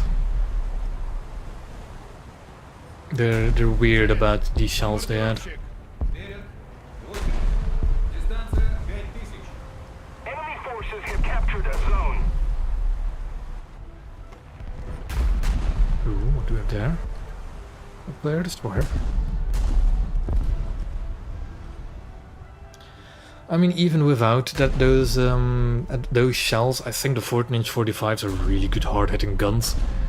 The only negative about those guns is the reload rate, Grid square. but otherwise they're really good battleship guns. At least in my experience. Есть попадание. Есть накрытие. The enemy is winning. Противник сбавляет ход. Наблюдаю крен и дифферент. Есть поражение. You do have to remember though about the Mississippi is that it does still have above waterline magazines, although it does have pretty thick armor. But it is a bit, it probably doesn't like close range engagements.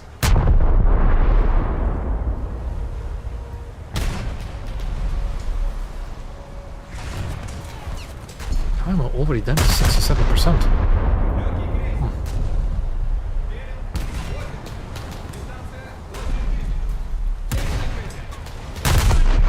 Есть накрытие. Имеем повреждения. Есть поражение.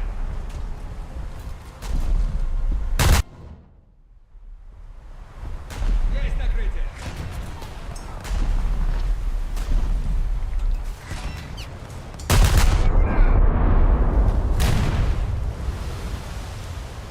Противник Okay, сбавляет that guy should be sinking, but will he sink before he gets to the cap? Есть накрытие. He will. Опасно малая глубина прямо по курсу. Руль право на борту. The enemy has a Miyoko. Прямо руль. Which, Прямо. that's also the thing I find so baffling about the Mikuma going up to rank 6. Rank 5 rather. Why is the Mikuma a higher rank in BR than the Miyoko? I don't understand. Право на борт. Имеем повреждения. We're probably talking about actually no, the open cap maps actually go that far, 12 kilometers. But in most standard maps, 12-kilometer engagement ranges are absurd. Тяжелый крейсер. You'll only see those in EC or the open circle ones. Дистанция 6000. Цель. Сторожевой корабль. Okay. I didn't know he was that far away. He could actually lob over that island. That... okay. Yeah, sure. That happened. Definitely happened. Actually, I should play the Chapaya because the Chapaya is actually the worst of the 3 ships. I didn't even know these ships could get ammo rack, but yeah, I had a look at this. Лево на борту. Цель. Тяжелый крейсер. Yeah, you do see a lot of the open circle maps when you're playing battleships, it is true.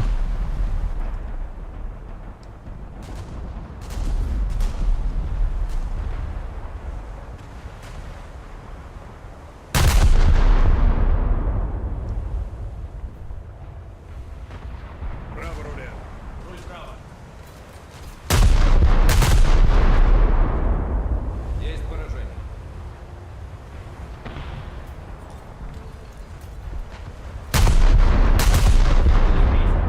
Слева.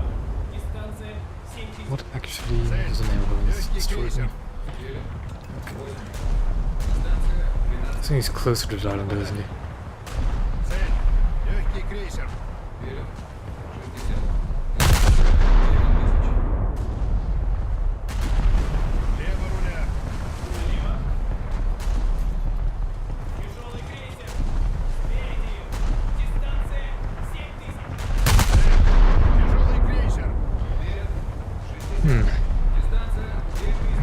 pickle if you don't manage to decap B. Есть поражение. Although we are capturing A now. C rather. Thanks to float plane. We need to put more pressure on the enemy. They're winning. And there goes the float plane.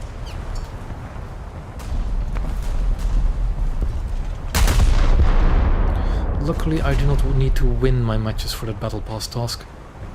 Есть накрытие. Есть накрытие.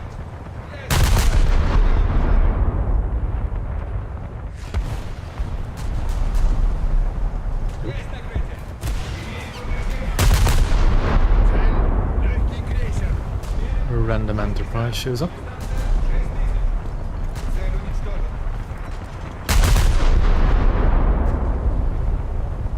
Есть накрытие. Цель выведена из строя. Есть поражение. Лево на борт. Ой, лево на борту.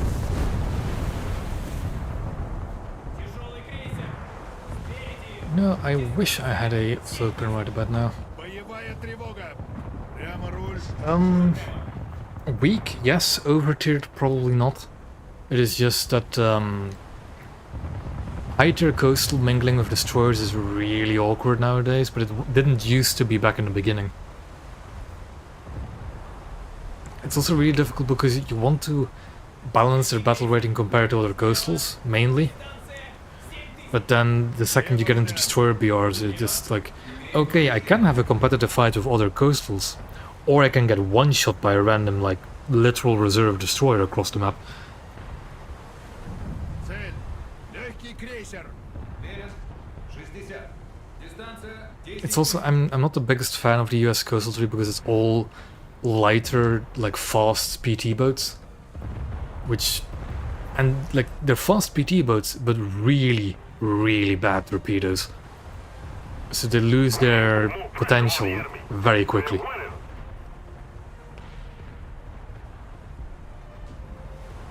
Цель. Легкий крейсер. Верен. 60. Okay, this time we have a ship capturing C. Would actually survive. Попадание.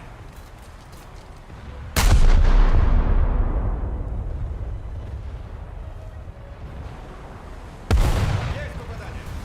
Имеем повреждение.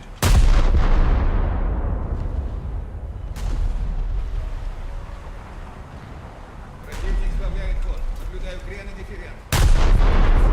Yeah, but PTA-10 is also like one of the last boats you'll ever get for the US. Из строя. Цель. Легкий крейсер. So like getting there with torpedo boats that don't really uptier well is Allied forces have harsh, captured the zone. to put a word on it. Эсминец. Спереди.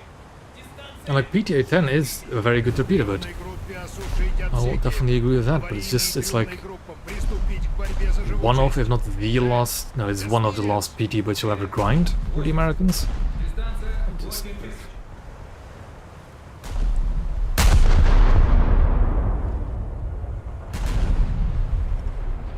It is. The problem about the coastal grind as well is that you're fighting ships that vastly outgun you and even just will tank your shots all day, all night.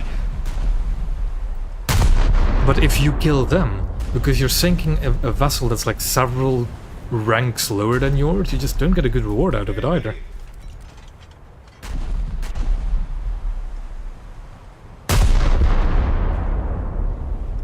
Like I said before, I've been playing a bit of my Japanese 3-3s to try and grind towards Yasugo a bit. I've had really good matches, but it's just mediocre rewards, even with premiums alone. Аварийный I say mediocre, it was like, приступить к борьбе за живучесть. it was 10,000 RP, but it was with me getting like 16,000 damage done. So you get like you get a full 100% RP modifier from that, getting more than 15,000 damage, and that was with using premium boats. Just, ugh, kind of lackluster. And it's just like I like coastals a lot, but they're very different from blue water as well. Just time to kill, like how fast you will lose your boats. So if you're playing, let's say 4-0, and you have somebody that's playing nothing but coastals, like just has a 4-0 coastal lineup, and you have somebody with a 4-0 destroyer lineup, the person with the 4-0 destroyer lineup will just outlast the coastal lineup person all the time. Like, I've seen it plenty of times where actual players with full just coastal lineups just lose all 3 of their coastal vessels before most other destroyer captains lose their first ship. So it's just... you don't have the longevity in a match in a coastal lineup, which also hampers your research speed. Don't need to get much up I have. I have the VT already. Probably ventilation. Some fire protection, some fire damage prevention. Fire ducking after that.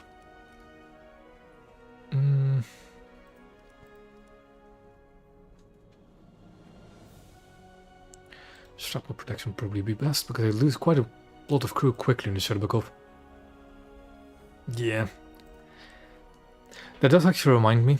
One of my favorite lineups, unironically, for grinding the event star is... It's not this one, is it? It is. This lineup is one of my favorite lineups to grind like the winter and summer event, because this thing is a event ship. So you just first spawn that thing, then you have 2 really fun boats, and because it's 1.7 you don't fight destroyers, and because it's 1.7 you don't fight anybody else who's grinding the event. Really fun, although it does take significantly longer because of the penalty because of low ranks. But this is a fun lineup. And I don't think there's any other event boat lineup like it. Anyways, let's play the Russians. One more match, one more match.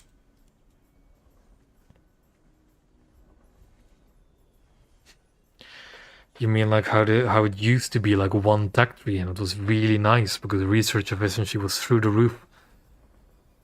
Oh, I've said this before and I'll say it again 100 times. I really am not a fan of the naval split they did back in New Power. Really, really bad. Because you need to remember that pre-naval split, so before it was Coastal Blue Water 3, you could research with 100% efficiency any destroyer with any like later half of the coastal tree. You could research a Helena with literally the reserve destroyer without a research penalty. That is nuts. Yeah, it's going to be PGO2 for 3-3 hellhole. It's going to be an SKR hellhole if you're doing 4.3 or 4.7. And then it's going to be probably a lot of American cruisers, because they're really good cruisers. And a lot of Scharnhorsts.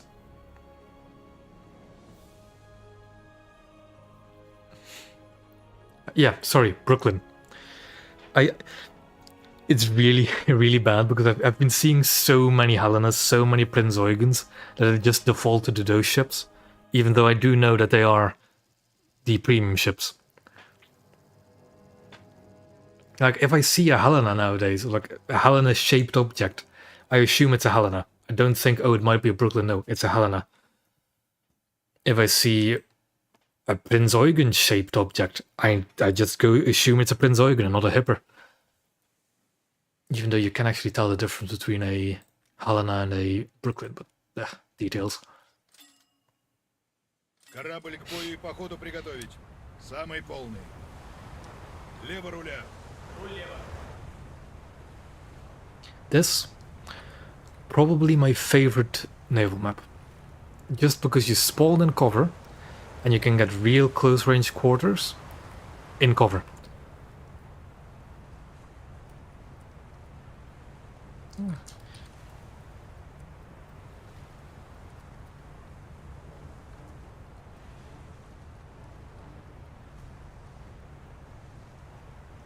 There's a T in there.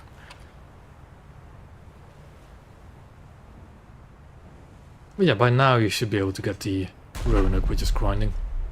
If you're really, really going for it. Although, looking at the camo, Эсминец. I doubt that he's unlocked that camo. Also, that squadron, HMS has a pretty bad reputation from what I remember. Эсминец. 200. Дистанция 9000.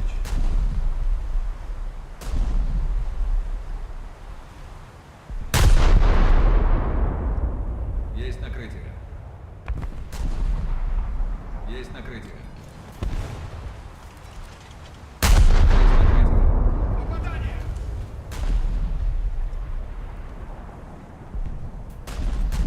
Есть накрытие. Есть поражение.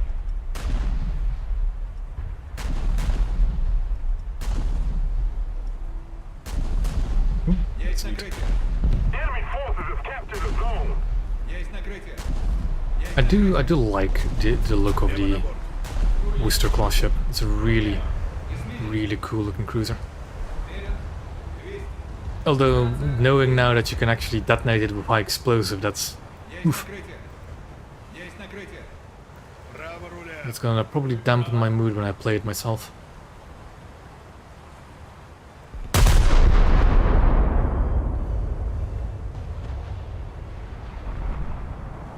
Лево руля. Руль лево. Есть накрытие.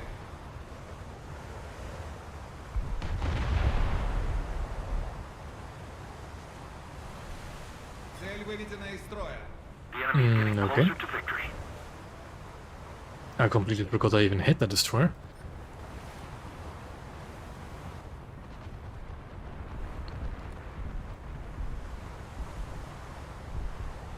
Легкий крейсер. 220.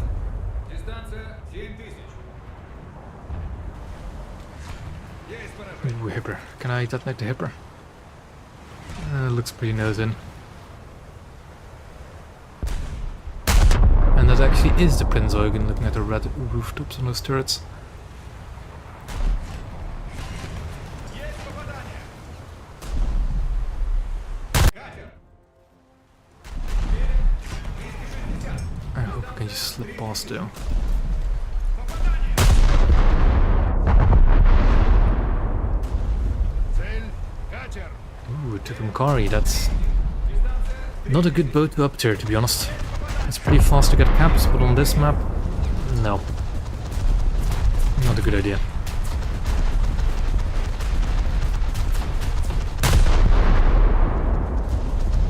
Цель выведена из строя. Противник сбавляет ход. Наблюдаю крен и дифферент. Цель. Тяжелый крейсер. Верен. 240. Дистанция 5000. Руль вправо. Ooh, what do we have there? Des Moines. We can detonate Des Moines. Машины назад. Ooh, he's doing nose in there. That's too far behind.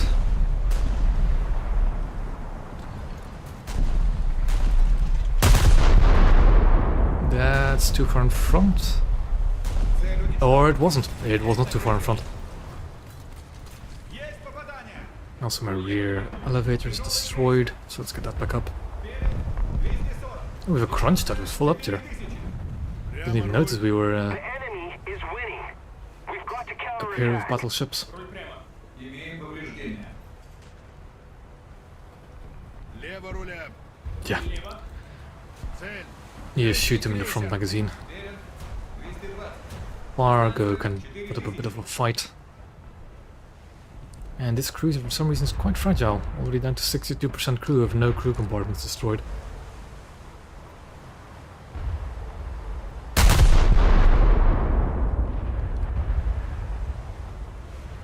Есть попадание. That's a good opening salvo.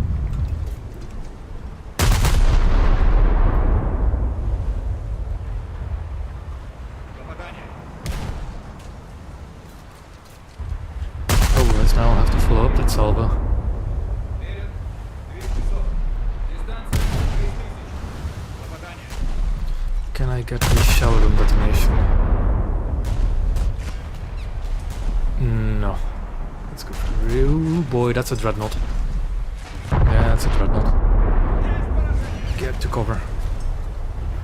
Внимание! Имеем серьезные повреждения. Внимание! Критический Already down to 24% crew again. Ooh. Can't see why. Ликвидировать пожар.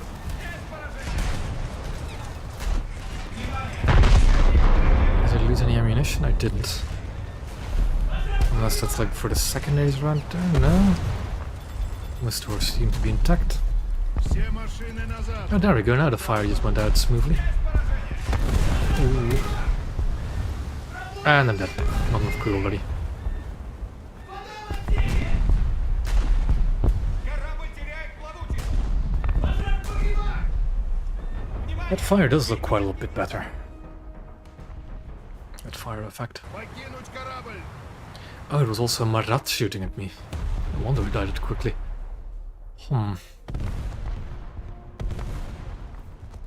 Do I risk the random bomber spawn? Might as well.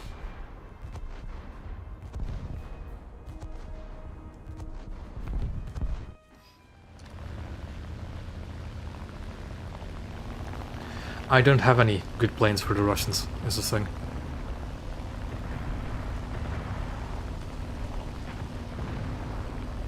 Two 500 is good enough as well. That's a lot of air cruisers.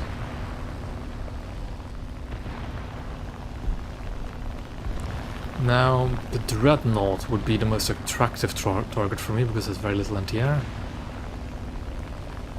That's a lot of scary battleships. That's a Marat. That's a Nevada.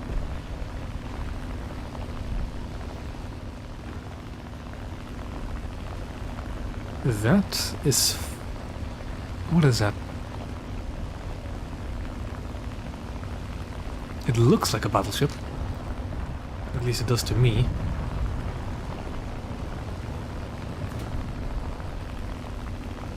Yeah, that's in North Dakota. Is that another Nevada?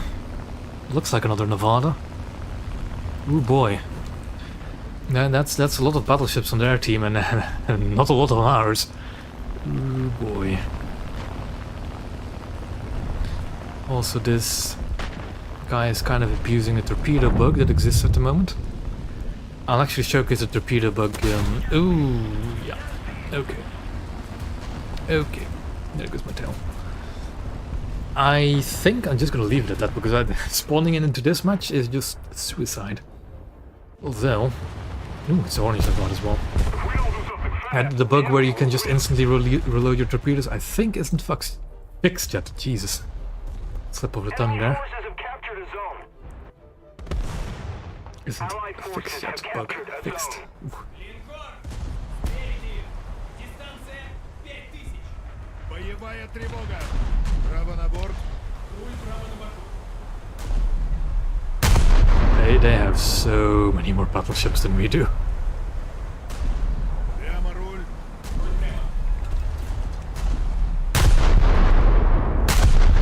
Есть накрытие. Право руля. Is it? Есть попадание. No, the 40 months are spraying against the PT, but... Although I'm not quite... Oh, he's aiming at the Texas, okay. Дистанция 7000. Цель. Линкор. Верен.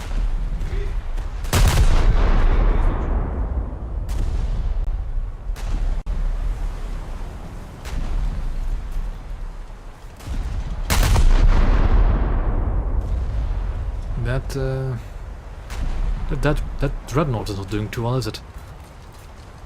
Yeah, I'll just leave it be a single sink on its own. Ooh, destroyer. And the Nevada right behind it with its guns already pointing this way.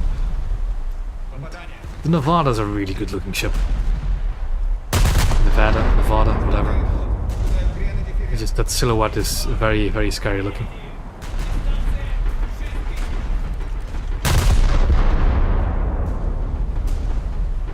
Есть накрытие.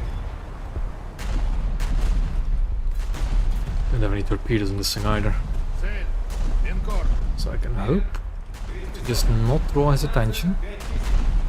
Too late. Although those shells seem to be missing by... Oh, shooting at Pittsburgh. It shouldn't have. It shouldn't have affected the RP cost of the other two. I can't check either because I also already own both the Texas and the Arizona. But it shouldn't have affected the ERP cost.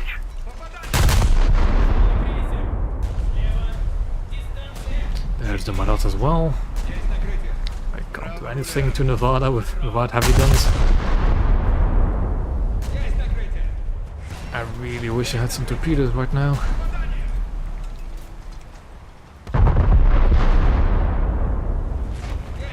And those look like to be coming from me. I am alive. Somehow. Ликвидировать пожар.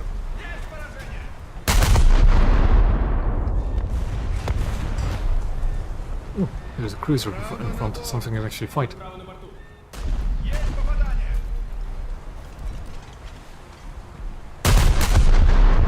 руль.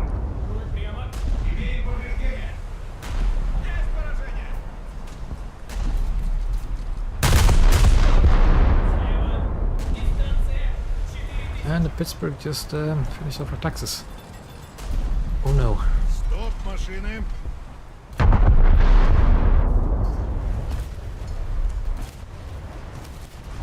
I should be able to sink this Pittsburgh before dying.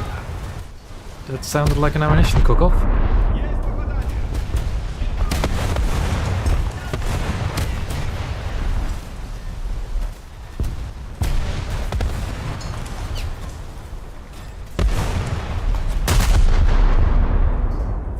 I should stop the... Ooh, yeah, that's an ammunition cook-off. Shall leave. And we should have Nevada behind him as well. Приступить к борьбе за живучесть. Цель — линкор.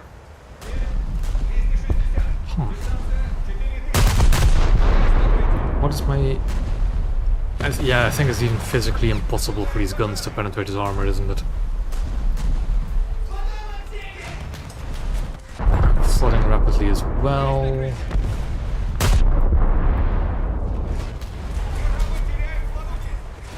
Yep, that's gonna be the ship out of the fight. Apparently. Самый полный.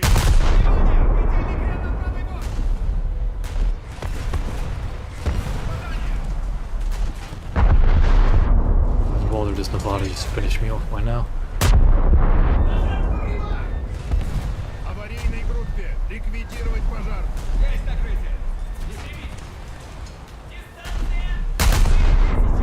Not quite sure where the front gunpowder doesn't want to fire. Oh, it has no ammo, that's why. Прямо руль.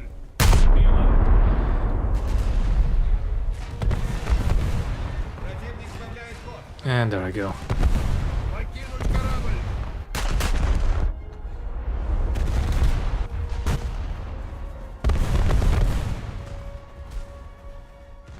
I'll just spawn my last ship.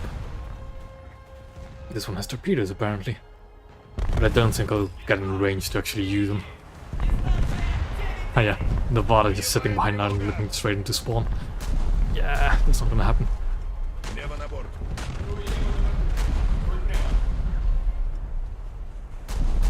Even against that one I just don't have the range, do I? Nope.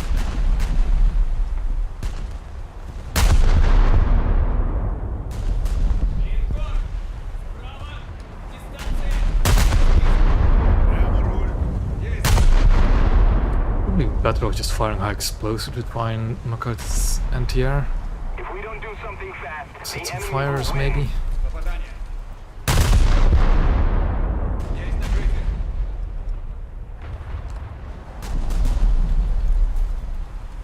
Есть накрытие. Покинуть корабль. Okay. That ends my match, I guess. Back to hangar. And I was going to show you the torpedo bug I was talking about.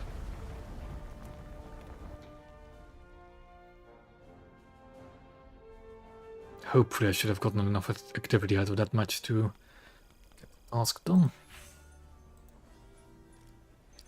What is the best ship to show it on?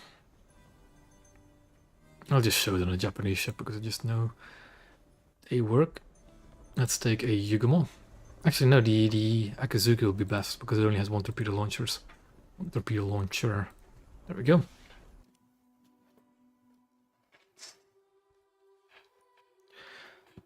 At least I think it's still a thing. But a torpedo bug that started somewhere last update. And let's see if it's still a thing. So I have 4 in the tubes, 4 in the reload. So I should only be able to launch 4 torpedoes.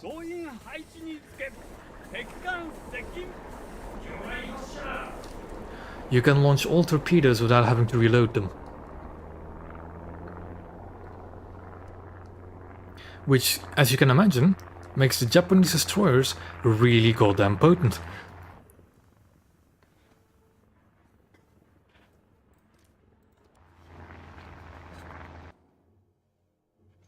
Because that means that the biggest torpedo broadside is no longer the Shimakaze.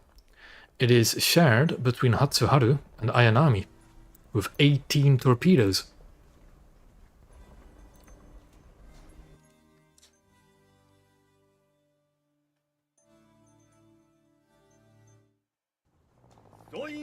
Which, if I can try and showcase it,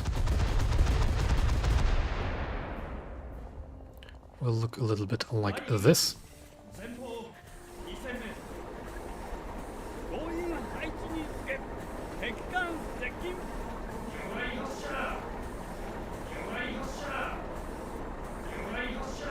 As you can imagine, that is incredibly stupid.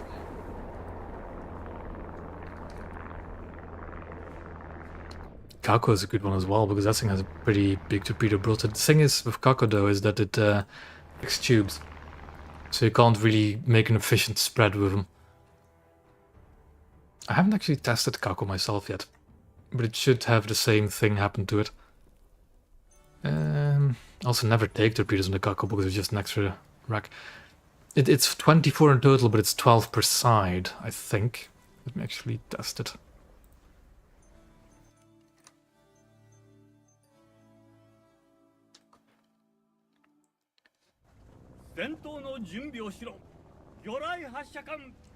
I'm gonna just go forward a little bit in the hopes that you'll be able to see them a bit better.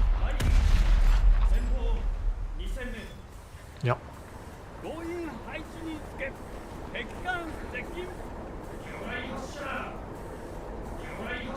Yeah, so it now has it can now launch 12 torpedoes in one fluid motion.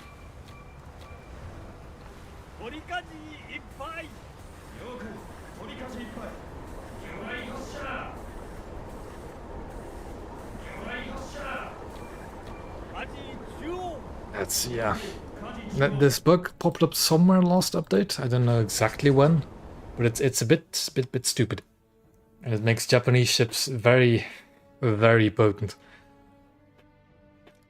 Especially in arcade. Can you imagine?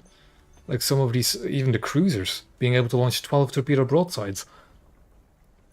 Actually, what is the... They're all triples, aren't they? On these cruisers, they're not quadruples. I think actually doesn't the Miyoko have... Yeah, but only 2. So it's 8 aside.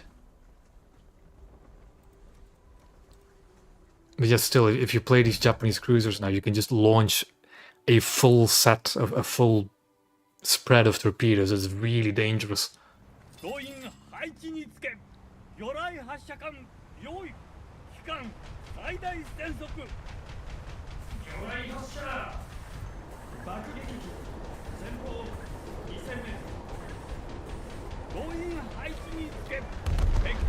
Like the difference between being able to put out 6 torpedoes or 12 torpedoes in a single spread is really significant. And that is incredibly just weird. It's a weird bug that have existed, but actually no. I think it's the submarine event that started this bug. That's when this bug started.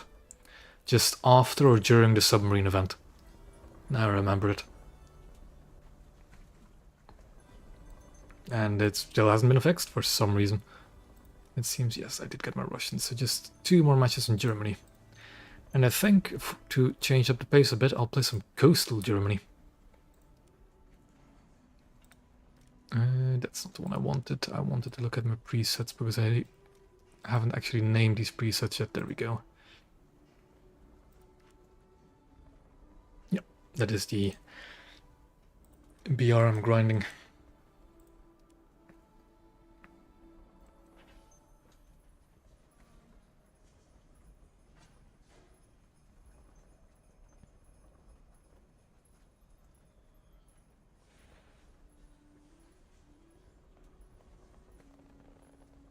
Ooh, I'm actually curious now if you can do the same with coastal vessels.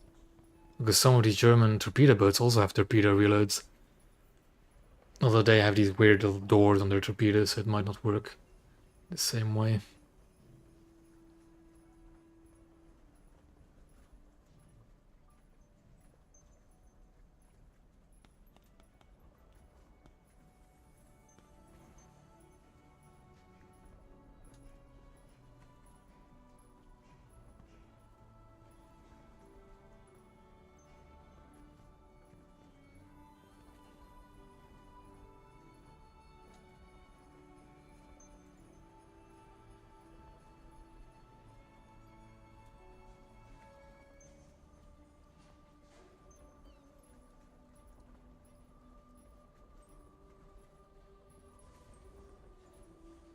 Oh well.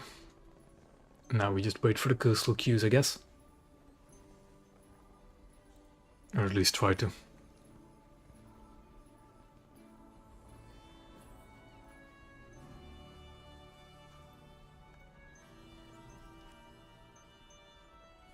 Yeah, I think of all the tech trees, this is probably my least... how to say this?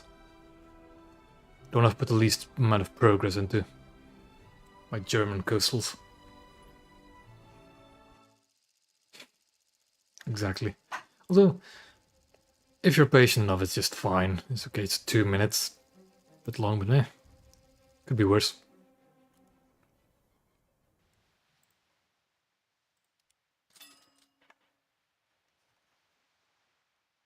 If you ever want to do a real weird test of patience, try queuing up for 7.3 Naval. Because you can do that, and I've done it before, is if you take your 7.0 Battleship lineup and you put a 7.3 aircraft in there, which you can do, you can take 0.3 of an aircraft BR higher than your lineup, but then it will up-tier you, and it literally will never find a match for you.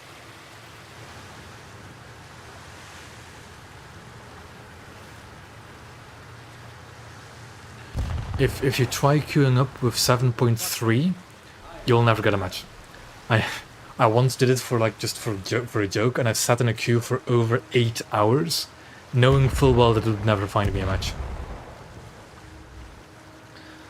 So if you're ever looking to farm Reddit Karma with haha naval queues long, you know how to do it. Queue up with 7.3, and you'll never find a match.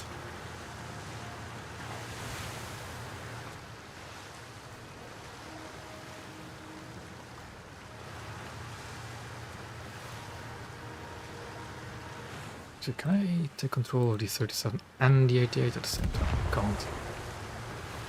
I think it's just spaghetti code. Or maybe just,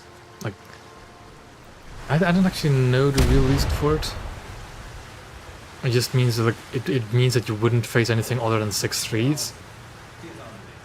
But it does mean that you can bring in 7.3 aircraft, which are not really that much more potent than what we already can bring. I guess are a bit more potent. But it's weird that you can queue up with them anyways, but it just won't find your match. It probably is just spaghetti code. But it's a funny kind of spaghetti code nonetheless.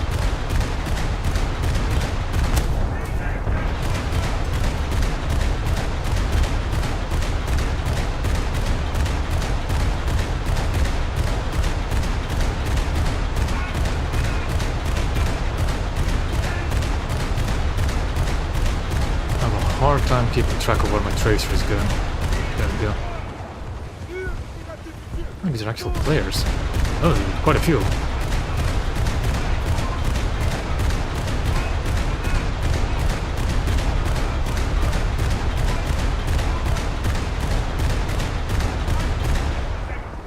a squad?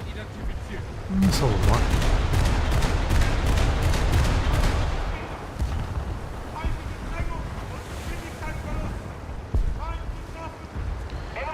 Seems like a S40 heavy. Ooh, yeah, 90.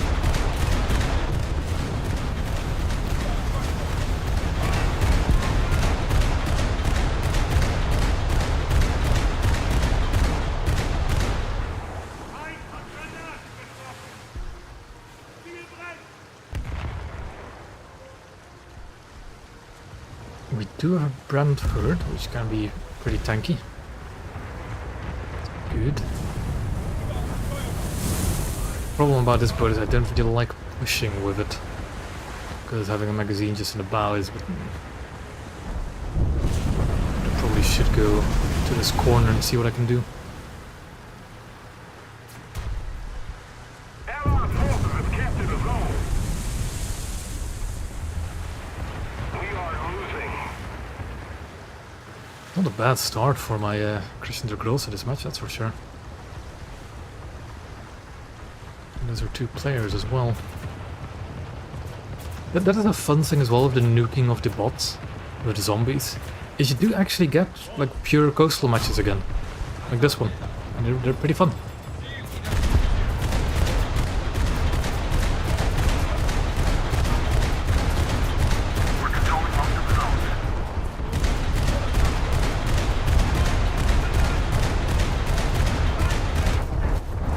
Ooh, well, I'm taking damage from the rear.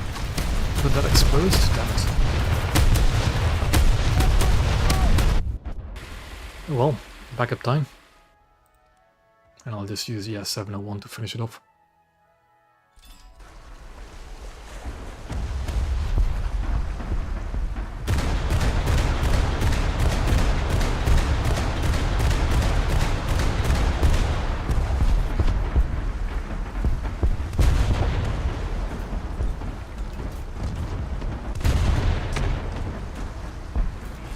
Goes. Oh yeah. But nowadays it's generally most of the bots are gone. You'll see a few here and there, and if you see them, report them. Always report them. Because we do know they are actively working to get rid of them. But most of them have vanished into thin air, and it's been pleasant again to try and grind some of them less meta stuff, so to speak. Like, I was playing with a buddy of mine. I'm playing 4-7, I've played the Akazuki a bit, and because I'm now actually fighting destroyers that aren't just all like SPOL, like anti-frag armor American stuff, I can actually sink stuff again in non-meta ships. And that Brantford being there is going to be a really big problem.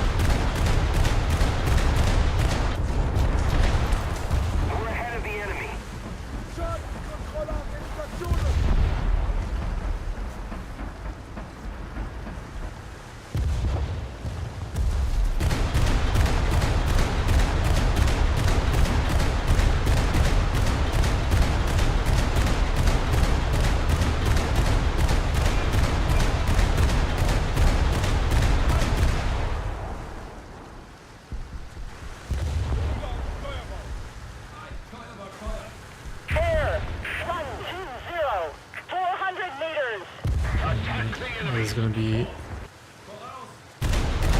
And our own Brantford just sunk as well. How do I deal with this? I think it might have to need the 88.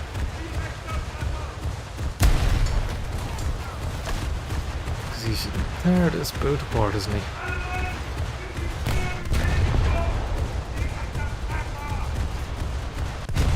He's just behind a bridge where the 88 just barely can't shoot over. Can it?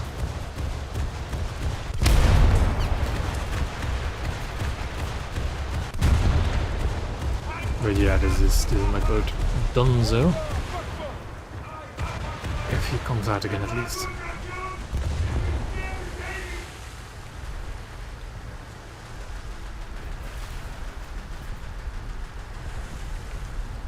For some reason that Brantford isn't too brave, even though he's... Oh, there's one of the list behind us. Hops.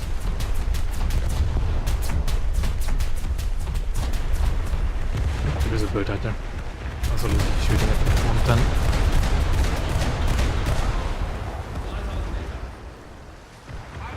We call it a kill secure and not a kill steal, definitely. Eep. Is it the... It is a Brentford shooting at me again. 7% crew, I don't like that.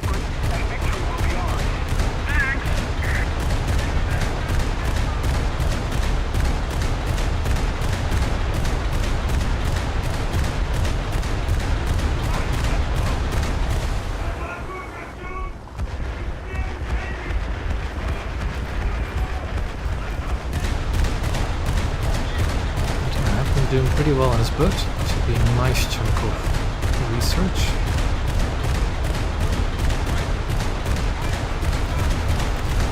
Thank you very much. Come on, finish him off. There we go. And there's a heavy. Because of course the heavy.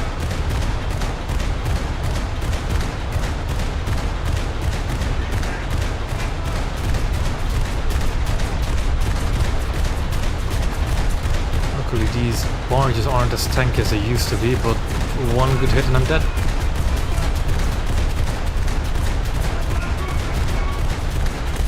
And there I go.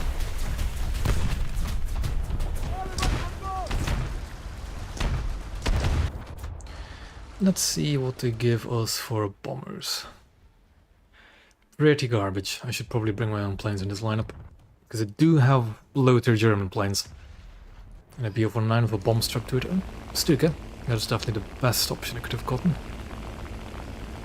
Now what is on... Oh boy, I'm getting both B and C. And they have the firepower to actually take A as well.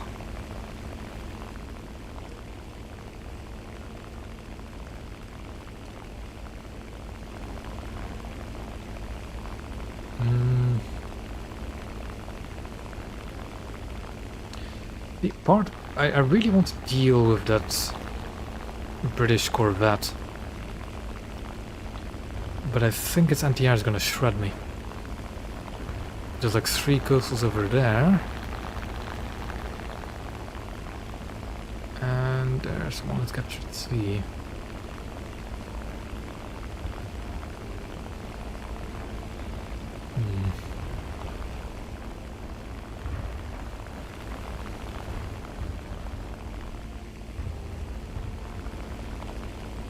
I should probably deal with the Brentford, because that is the one that our coastal guns cannot deal with, really.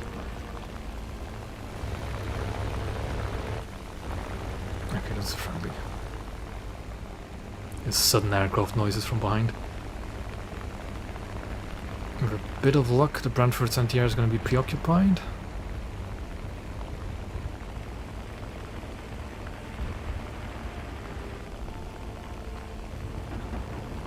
And there goes my luck. And I think the Brentford also has a pom-pom on it, doesn't it? And the Stuka isn't exactly the best either for trying to dodge anti-air. Come on, can I get close enough? Can I get close enough? Bomb away! Bomb away! And no kill. Because it landed next to him and not on him. Rats. Can I get to B, probably?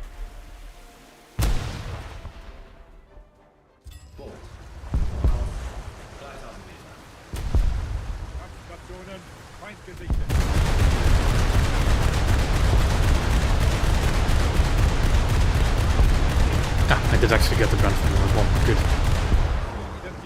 That should make it easier for a team if they want to fight over A, although not much of it left. This update, I would argue the Roanoke. I really like the look of the Roanoke. So I'd argue that's the best looking ship. Yeah. Though I'm a bit of a sucker for the World War II ships and the just after World War II ships as well. Some people will probably even prefer this dreadnought that we're at it, but not me.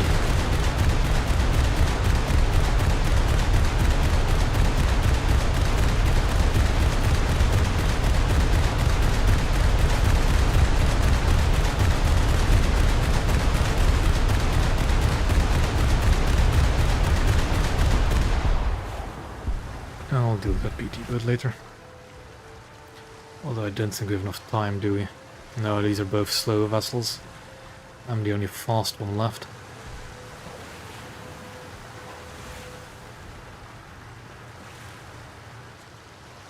The enemy is winning. Ziel identifiziert. Angreifer.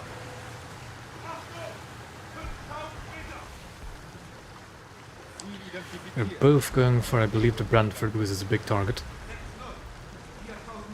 And if they were to go for me, I should be able to shoot them down.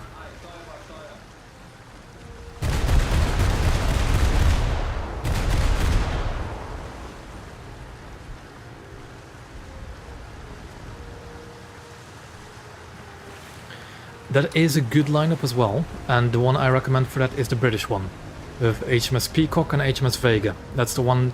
That's also one of my favorite lineups. If you can stand the SKR spam though, because even if just playing the reserves, you are going to face SKRs, and that might be annoying. If you haven't, I don't have DPR 206 and I don't particularly like the Spokojny.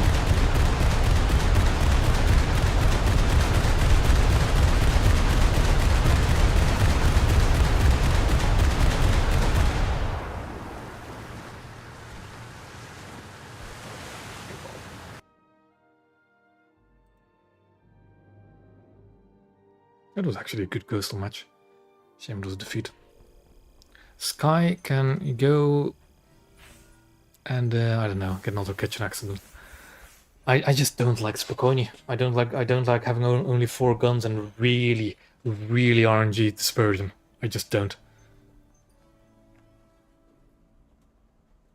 I also don't like fighting cruisers and destroyers, even if the guns are good enough to do it. Just nah. I'd rather stick to what I know. And again, I don't have a rank 5 coastal with Russia. I do have the SKR, but I'd rather, if I had to play the SKR for the rank bonus, I'd rather just play the SKR. Which I don't like doing anyways. Why are all these modules so expensive, man?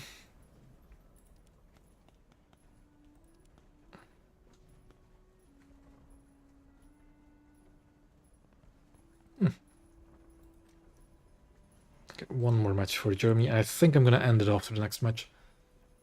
There we go, quick queue. I don't think the Italian Albatros got buffed. It should still be the same.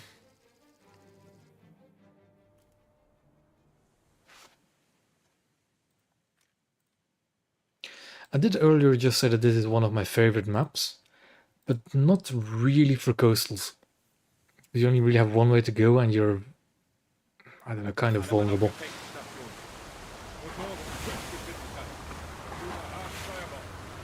3-7. So full up there. Oh boy. A spicy match to end it on. Although it is a small match. But it does not give me confidence that our only destroyer spawned in the furthest possible spawn.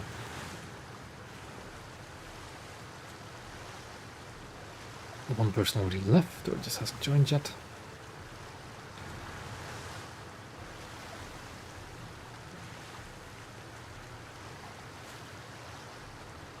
But it will all depend on the kind of destroyers I'm up against. What do we have there? That's one.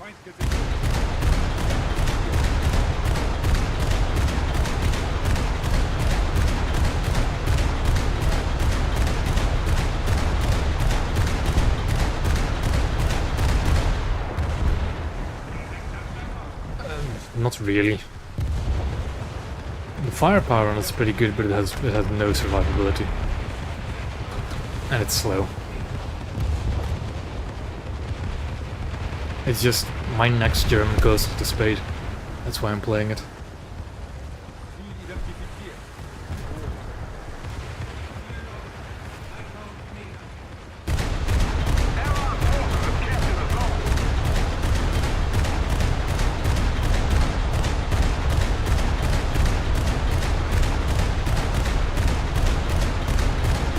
CC71, the other guy is also a coastal player. The other guy never joined. So there's one we don't know yet. And seeing as there's a cap on C, it's probably a coastal as well. Okay, good. That means if our DD player knows even half of what he's doing, he should be able to do a lot this match.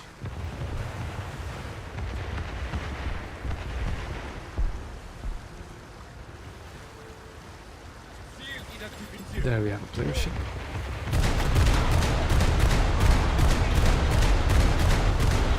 Quite dangerous player ship as well. We are knocked at 25.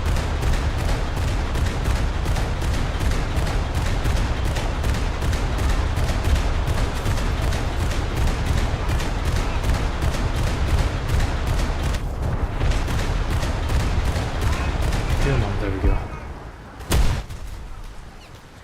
Good question, QD. A very good question. Probably not. Here's my answer to that. Not in these coastals, at least.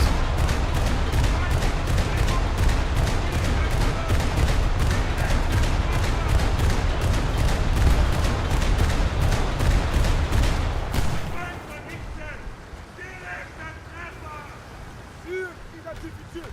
Boot. Okay, so Paramount's shooting me. Paramount's are not that dangerous.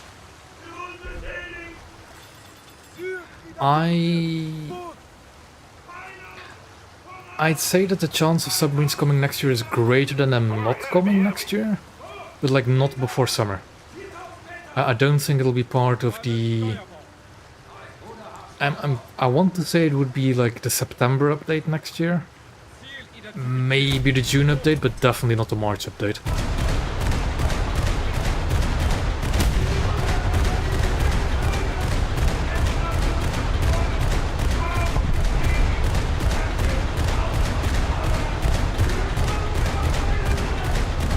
And I'm dead because I wasn't looking at my buoyancy. That heavy just hits me one more time. I'm toast. There we go.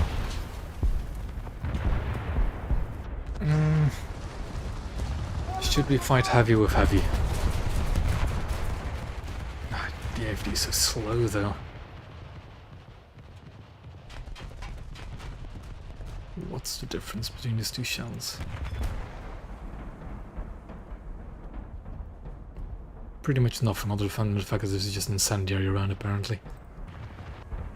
I should be playing the Crease and the Grosso though because I want to spade it. I want to get more research on it.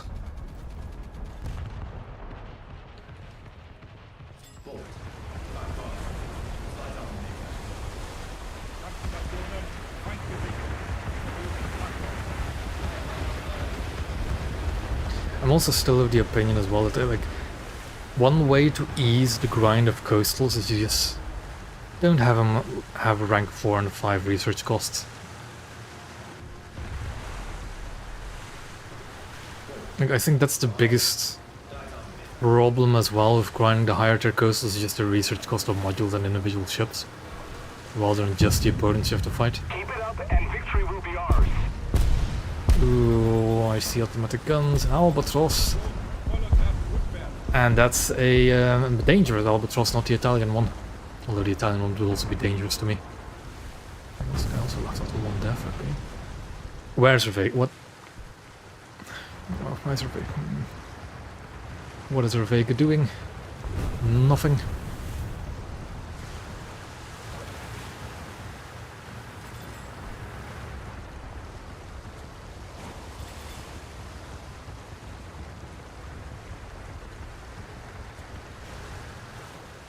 to be a little bit sneaky. But I will guarantee you I will dive to that albatross as soon as I see it. Yep, he's firing something else. So here's my chance.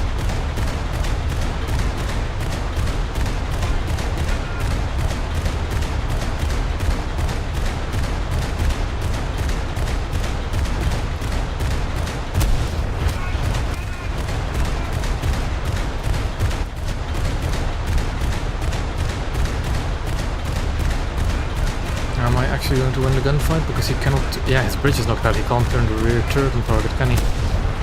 He repaired his front turret though. But I won. I somehow won. And there's a heavy.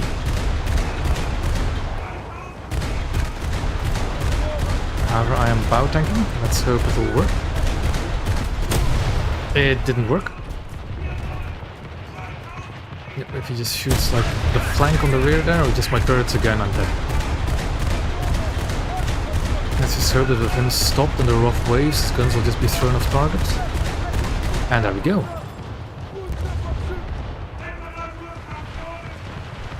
And victory.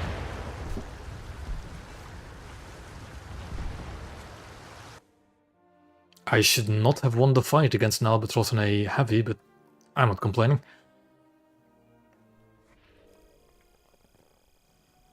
And that's another chunk of RP, I guess. And the challenge done. And what exactly does a challenge give me now it's completed? Another challenge. Oh boy. Oh, it gives me this one, doesn't it? Ooh. Yep, that's the wrong button.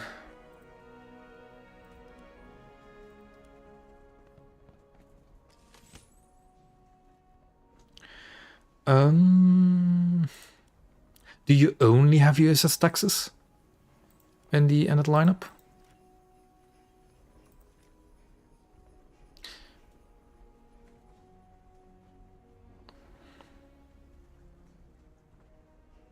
The problem as well is I researched all these ships and then just okay, the next ship came out, I spade 2 or 3 ships and then nope, just have it. Yeah, Wyoming. The thing is, like, the Texas and Wyoming are pretty much the same ship, just one has 14-inch guns. Their hull is incredibly similar, and they're both prone to exploding. The thing is, though, another problem is, well, most of these ships I played and got experience in during the botting epidemic, if you want to call it like that. So I'm only really experienced using these things against, like, bot Helenas and stuff like that. But against other battleships, yeah, they're not going to be easy, especially if the enemy battleship just shoots for your magazine. Yeah, the Texas guns are good. I also like the guns on the Wyoming, but they are only 12-inch guns.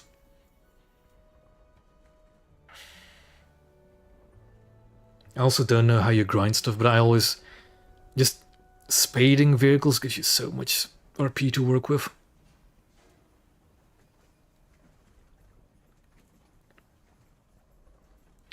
The best battleships, it is no contest. Purely because Scharnhorst exist. It is not even a question. Every other nation is irrelevant as long as Scharnhorst is as powerful as it still is.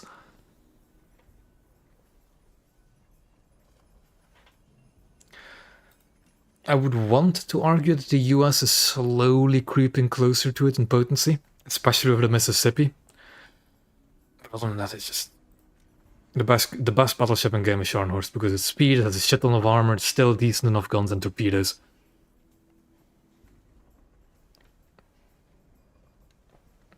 Just really good. This Amplex, I just went over it quickly. It has really good armor. It is fast. It has torpedoes. And whilst the guns are lower in actual size, they have a fast reload. So yeah. MBD, let me actually go look at it again. Actually, hold on, before I do. Please note the Nevada's like gun length on the model, like look at how long the guns are. And whilst I just drag up this link again.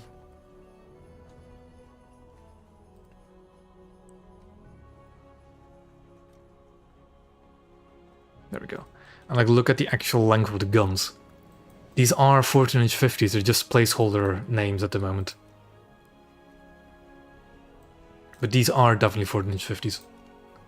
And remember, we are looking at this model 2 or 3 weeks before it's available to the general public. The same thing as well, we spotted earlier that the AA mounts have placeholder vertical guidance limits from like other guns and other ship. Just lots of placeholder stuff. But these are 14-inch 50s.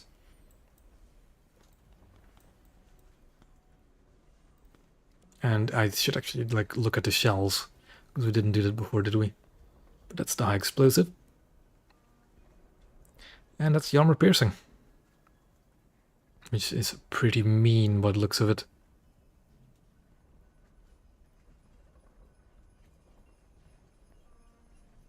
Like that'll punch clean through a Scharnhorst's belt. Even slightly angled.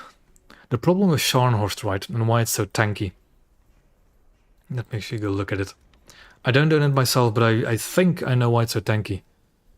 And that is just, it has a thick armored belt. 320mm, one of the thicker belts in game, right? That's a really good armored belt. And right behind it is a 100mm turtleback, extremely well angled to incoming shells. So it's just, the combination of effective thickness is ridiculous. Especially because all the engine, all the ammo is behind the turtleback, so you can't really detonate it. The crew compartments are above the turtleback, but it's a really low freeboard as well. So it's just a small target to shoot at. The hull, like in a similar way as how the Atlanta is surprisingly tanky, just because it's a small freeboard. Exactly. You can damage it, but you can't critically damage it. You can't take out the engines. You can't detonate it easily. It's just you have to destroy all of its crew compartments, but it fires every 20 seconds with, sure, small guns, but still potent guns. And it's fast. It'll close the range really quickly. And if it gets close enough, it does have torpedoes as well. It can just throw at you. Where are they? There they are. So that's why the Scharnhorst is currently the king of the battleships, for the time being. Anyways, I think I'm going to leave it at that, because I have to get up early tomorrow morning. And yes, allegedly the Mississippi should have a better reload as well, but I'm not going to be saying too much on that yet. I'll have to wait and see until I actually get it.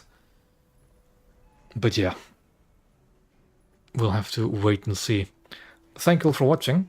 I hope I managed to explain all the new additions at the start of the stream well enough.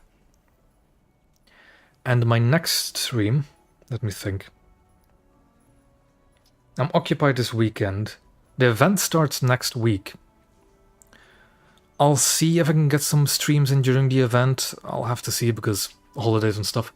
Anyways, thank you for watching. And I'll see you all in the next one.